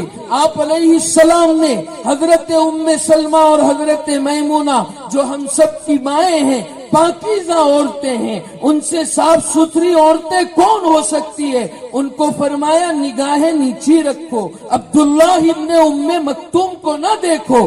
تو وہ دونوں کہنے لگی وہ تو اندھے ہیں، ہمیں دیکھ نہیں رہے۔ حضور نے فرمایا افا امیا وانی انتما، کیا تم دونوں بھی اندھی ہو؟ یعنی ان کی طرف سے نہ صحیح، تمہاری طرف سے بہرحال فتنے کا اندیشہ ہے، اس لیے اپنی نگاہیں نیچی رکھو۔ تو ولیموں میں یہ اختلاط ختم کرے۔ اور میں اپنی ماؤں اور بہنوں سے بڑے درد دل کے ساتھ گزارش کرتا ہوں، شرعی تعلیمات کو اپنی زندگی کا جز بناؤ۔ شریعت نے کیا کہا ہے، اب یہ ایک مستقل موضوع ہے، خالی اشارات کرتا ہوں۔ ایک حکم ہماری ماؤں اور بہنوں کو یہ ہے وَقَرْنَ فِي بُيُوتِكُنَّ، تم اپنے گھروں میں ٹھہری رہو، باہر نہ نکلو۔ گھر کا عورت کو اللہ رب العزت نے گھر کی ملکہ بنایا ہے، لہذا بلا ضرورت تو عورت کو گھر سے نکلنا نہیں ہے۔ روایت میں آتا ہے جو عورت اپنے گھر میں ہوتی ہے وہ اللہ کی رحمت سے سب سے زیادہ قریب ہوتی ہے۔ بلکہ ایک روایت میں ہے ایک صحابیہ نے حضور اکرم علیہ السلام سے فرمایا کہ میں آپ کے ساتھ مسجد میں نماز پڑھنا چاہتی ہوں۔ فرمایا کوئی بات نہیں، لیکن تمہارے لیے گھر میں نماز پڑھنا اولا ہے۔ تو ایک حکمت تو یہ ہے بلا ضرورت گھر سے نہ نکلے، اور اگر ضرورت پڑے اور نکلنا ہے وَلَا تَبَرَّجْنَا تَبَرُّجَ الْجَاهِلِيَّةِ الْأُولَى، زمانے جاہلیت میں جس طرح عورتیں بناؤ سنگار کر کے نکلتی تھی، اس طرح تمہیں نہیں نکلنا ہے، پردے کے ساتھ نکلنا ہے۔ یا ایھا النبی قل لازواجک ان کنتن تردن الحیات الدنیا وزینتها، یہ دوسری آیت ہے قل لازواجک وبناتک ونساء المؤمنین یدنین علیہن من جلابیبہن، پیغمبر سے کہا جا رہا ہے تمام مومنات سے کہہ دیجئے کہ وہ اپنی چادریں لٹکا کر اپنا چہرہ چھپا کر گھروں سے باہر نکلے۔ یہ تو مغرب نے اور یورپ نے عورت کو ایک کھلونا بنا دیا ہے۔ عورت کو اگر گھر میں رکھا جائے اور گھر میں رہ کر اگر وہ خدمت کرے تو اس کو دقیانوسیت کہا جاتا ہے، رجعت پسندی کہا جاتا ہے، اور باہر نکل کر ہر جگہ وہ اجنبیوں کی خدمت کرتی ہے۔ ایئرپورٹ میں دیکھو، ہوائی جہاز میں دیکھو، ریلوں میں دیکھو، دکان پر دیکھو، ایڈورٹائز میں دیکھو، یہ عورتوں کے ساتھ بہت بڑا فراڈ کیا گیا ہے، بہت بڑا دھوکہ دیا ہے۔ یورپ اور امریکہ نے اس تہذیب کو ختم کرے، اسلامی تہذیب کو اپنائے اور اپنے گھروں میں رہ کر بھی پردے کا اہتمام کرے، یہ بہت ضروری اور بنیادی چیز ہے۔ تو بہرحال میں یہ کہہ رہا تھا یہ جو بدنظری ہے، بے حیائی ہے، اس کو ہمارے اپنے نکاحوں سے ختم کیا جائے۔ پھر جب نکاح ہو جائے، اب اپنی بات ختم کر رہا ہوں، پھر جب نکاح ہو جائے تو میاں بیوی کے لیے جو شریعت کی تعلیمات ہیں ان شرعی تعلیمات کو وہ اختیار کرے۔ مثلا کیا کرنا ہے میاں کو چاہیے کہ اپنی بیوی کے پاس جا کر وہ گھر میں ایسے ہی بیٹھا نہ رہے، اس کی مدد کرے، اس کے کام کاج میں لگے۔ حضور اکرم صلی اللہ تعالی علیہ وسلم کا حال حضرت عائشہ رضی اللہ تعالی عنہا نے فرمایا، جب آپ گھر میں تشریف لاتے تھے تو ہمارے ساتھ کام کاج میں شریک ہو جاتے تھے، بکری دوہ لیتے تھے، اپنا چپل سی لیتے تھے، یہ سارے کام کاج کرتے تھے، روٹی میں بناتی تھی میری مدد کے لیے آ جاتے تھے۔ شان بنا کر اپنے گھر میں نہ رہے۔ دوسری بات یہ ہے اپنی بیوی کے ساتھ محبت کا اظہار کرے۔ اللہ نے جو محبت دل میں رکھی ہے بیوی کو پتہ کب چلے گا؟ جب آپ محبت کا اظہار کریں گے، اس کو اپنے لیے مہربان سمجھے، احسان مند سمجھے کہ یہ ہمارے گھر کے کام کاج کرتی ہے، میرے لیے سکون فراہم کرتی ہے۔ اور عورت کو چاہیے کہ شوہر کی خدمت کو اپنے لیے سعادت تصور کرے۔ اچھی عورت کے صفات حدیث پاک میں بیان کیے گئے ہیں، ان نظر الیہا سرتہ، کہ جب شوہر اس کی طرف دیکھے تو وہ شوہر کو خوش کر دے، مسکراتے چہرے کے ساتھ اپنے شوہر کے ساتھ پیش آئے، شوہر کے سارے غموم اور سارے ہموم یہ رخصت ہو جائیں گے، بن سور کر شوہر کے سامنے پیش آئے۔ آج عورت جب گھر سے باہر نکلتی ہے تو خوب سورتی ہے، لیکن گھر میں شوہر کے لیے پھٹے پرانے کپڑوں میں رہتی ہے۔ دوسری صفت یہ ارشاد فرمائی، ان امرہا اطاعتہ، اگر حکم کرے شوہر تو اس کے حکم کو مانا جائے، یہ نہیں کہ ضد کی جائے۔ ہمارے عورتیں یہ نکاح والے مسئلے میں بہت ضد کرتی ہے، بیچارہ شوہر چاہتا بھی ہے کہ سیدھا سادہ نکاح ہو، خرافات نہ ہو، رسومات نہ ہو، گناہ نہ ہو، فضول خرچیاں نہ ہو، لیکن عورتیں ہماری ساتھ ہی نہیں دیتی ہے۔ لیکن یاد رکھو کسی کی ملامت کی پرواہ مت کرو۔ حضرت امیر معاویہ رضی اللہ تعالی عنہ نے ایک مرتبہ حضرت عائشہ رضی اللہ تعالی عنہا کو خط لکھا، ایک مختصر نصیحت فرما دیجئے۔ تو حضرت عائشہ نے کیا نصیحت فرمائی کہ معاویہ، اگر تم مخلوق کو ناراض کر کے اللہ کو راضی کر لو گے، اللہ مخلوق کو تم سے راضی کر دے گا، اور مخلوق کو راضی کرنے میں اگر اللہ کو ناراض کیا تو تم کسی کے نہیں رہو گے، مخلوق کبھی خوش نہیں ہوگی، اور اللہ بھی تم سے خوش نہ ہوا، نہ تمہیں اللہ ملا نہ مخلوق کی رضا ملی۔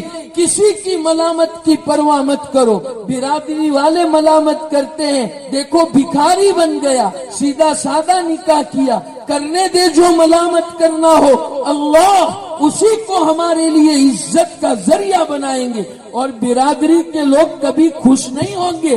ہم کیا سمجھتے ہیں بہت خرچ کریں گے تو یہ خوش ہو جائیں گے، کوئی خوش نہیں ہوتا۔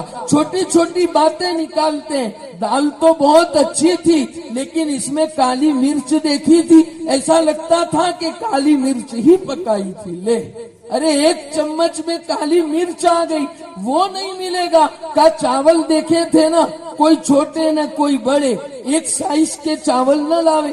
اللہ تیرے کو سائز سے کیا لینا دینا ہے، تجھے تو چاول کھانا ہی ہے، لیکن کوئی نہ کوئی غلطی نکالیں گے۔ مخلوق اور برادری کوئی ایسی فضول خرچیوں سے خوش ہونے والی نہیں ہے۔ تو بہرحال عورت کی صفت بیان کی کہ وہ اطاعت کرے، مانے، ضد نہ کرے، اور آگے فرمایا شوہر جب غائب ہو تو اپنے آپ کی حفاظت کرے اور شوہر کے مال کی حفاظت کرے، یہ عورت کے اوصاف ہیں۔ تو جب میاں بیوی ایک دوسرے کی رعایت کریں گے تو انشاءاللہ خوشحال ازدواجی زندگی اللہ عطا فرمائیں گے۔ تقوی کی بنیاد پر جب نکاح ہوگا اللہ نیک صالح اولاد بھی عطا فرمائیں گے، اور یہ ایسا بابرکت نکاح بنے گا کہ لوگ اگرچہ ابھی تانے دیں گے لیکن بعد میں اس ازدواجی زندگی کے اوپر فخر کریں گے۔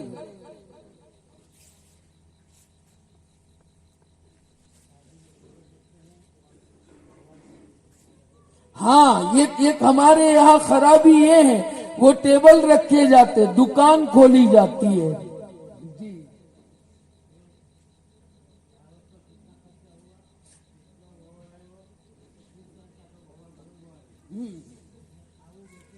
جی جی، تو وہ دعوت تو ولیمہ تو دعوت ہے، اور مولانا یہ فرماتے ہیں وہ ٹیبل ڈبہ لے کے بیٹھ جاتے ہیں، فلاں کے 500، فلاں کے 1000 اور فلاں کے 2000، تو یہ دعوت ہے کہ یہ تو مہنگی ڈش بیچی آپ نے، کم سے کم 500 روپے تو آتے ہیں نا، تو ایک ڈش آپ نے 500 روپے کی اس کو کھلائی، یہ دعوت ہے کہ ہوٹل کھولا ہے؟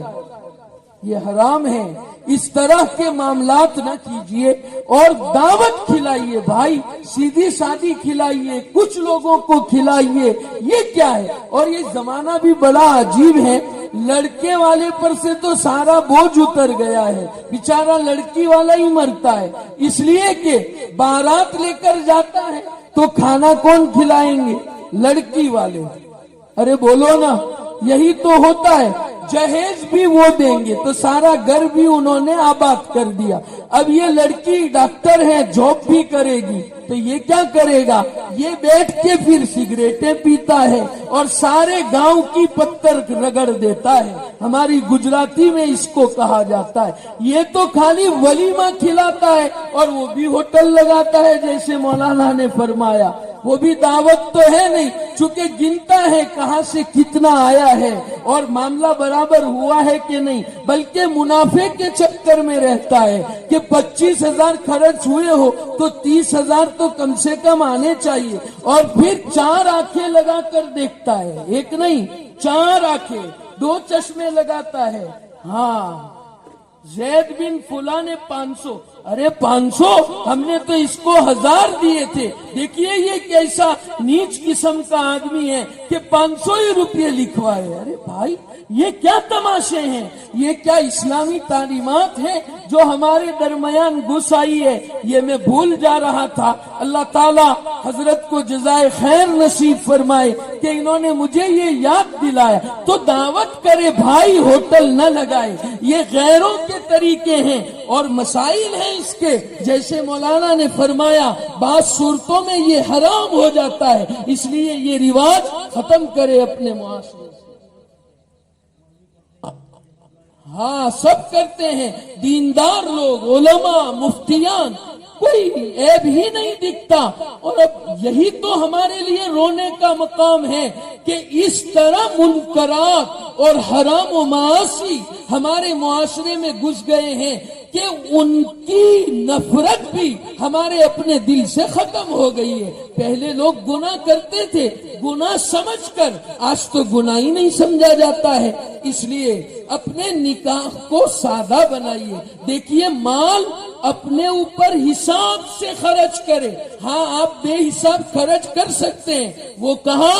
غربا پر۔ ایک روایت میں ہے کہ ایک مرتبہ ایک صحابی حضور اکرم علیہ السلام کے پاس تشریف لائے، فرمایا حضرت ضرورت ہے، آپ تھوڑا سا مال عطا فرما دیجئے۔ فرمایا میرے پاس تو کچھ نہیں ہے، البتہ فلاں دکان سے میرے نام پر لے لو۔ دیکھو حضرت قرض کرتے، فاروق اعظم وہاں تشریف فرما تھے رضی اللہ عنہ وارضاہ، فرمانے لگے اے اللہ کے رسول، اللہ نے آپ کو اتنا مکلف کیا کہاں فرمایا ہے؟ جو ہوتا ہے وہ تو آپ دیتے ہی ہے، قرض لے کر دینے کی کیا ضرورت ہے؟ میرے آقا ناراض ہوئے تو ایک انصاری صحابی بولے حضرت خرچ کیجئے اور عطا کرنے والے سے کمی کا خوف نہ کیجئے۔ میرے آقا علیہ السلام مسکرا اٹھے، فرمایا جی یہی میرا مزاج ہے۔ صحابہ کی سیرت پڑھے، اپنے اوپر ایک خرچ کرنے میں پائی پائی کا حساب کرتے تھے، چونکہ اللہ کے یہاں جواب دینا ہے، لیکن دینی کاموں میں فقراء پر خرچ کرنے میں بے دریغ خرچ کرتے تھے، اس لیے کہ اس کا حساب نہیں ہے، اس پر تو ہمیں اجر و ثواب ملنے والا ہے۔ اللہ سبحانہ و تعالی ہم نے جو کچھ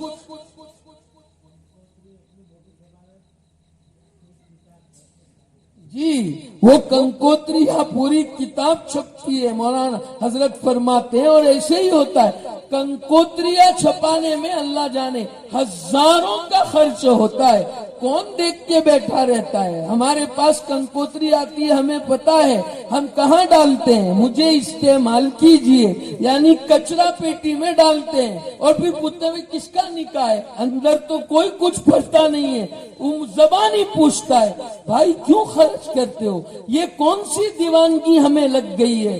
کیا ہم مسلمان ہیں؟ ہمارے آقا محمد الرسول اللہ صلی اللہ علیہ وسلم نے کیا ہمیں یہ تعلیم دی ہے؟ تو ارادے کرتے ہو نا سب آج کی مجلس میں انشاءاللہ ہم اپنے معاشرے کی اصلاح کریں گے انشاءاللہ۔ میری مائیں اور بہنیں بھی ارادے کرے، اسلام جیسا کہے گا ہم انشاءاللہ ویسا ہی کریں گے، ہم حضور سے محبت کریں گے صلی اللہ علیہ وسلم، غیروں کے طریقوں کی نفرت ہم اپنے دل میں بٹھائیں گے، کریں گے سب انشاءاللہ۔ جو کچھ کہا گیا اللہ ہم سب کو اس پر عمل کرنے کی توفیق و سعادت نصیب فرمائے، اور ہمیں اپنی معاشرت کی اصلاح کا جذبہ نصیب فرمائے، ہماری بستی پر اللہ خصوصی رحمتیں اور برکتیں نازل فرمائے، آمین۔ وآخر دعوانا ان الحمدللہ رب العالمین۔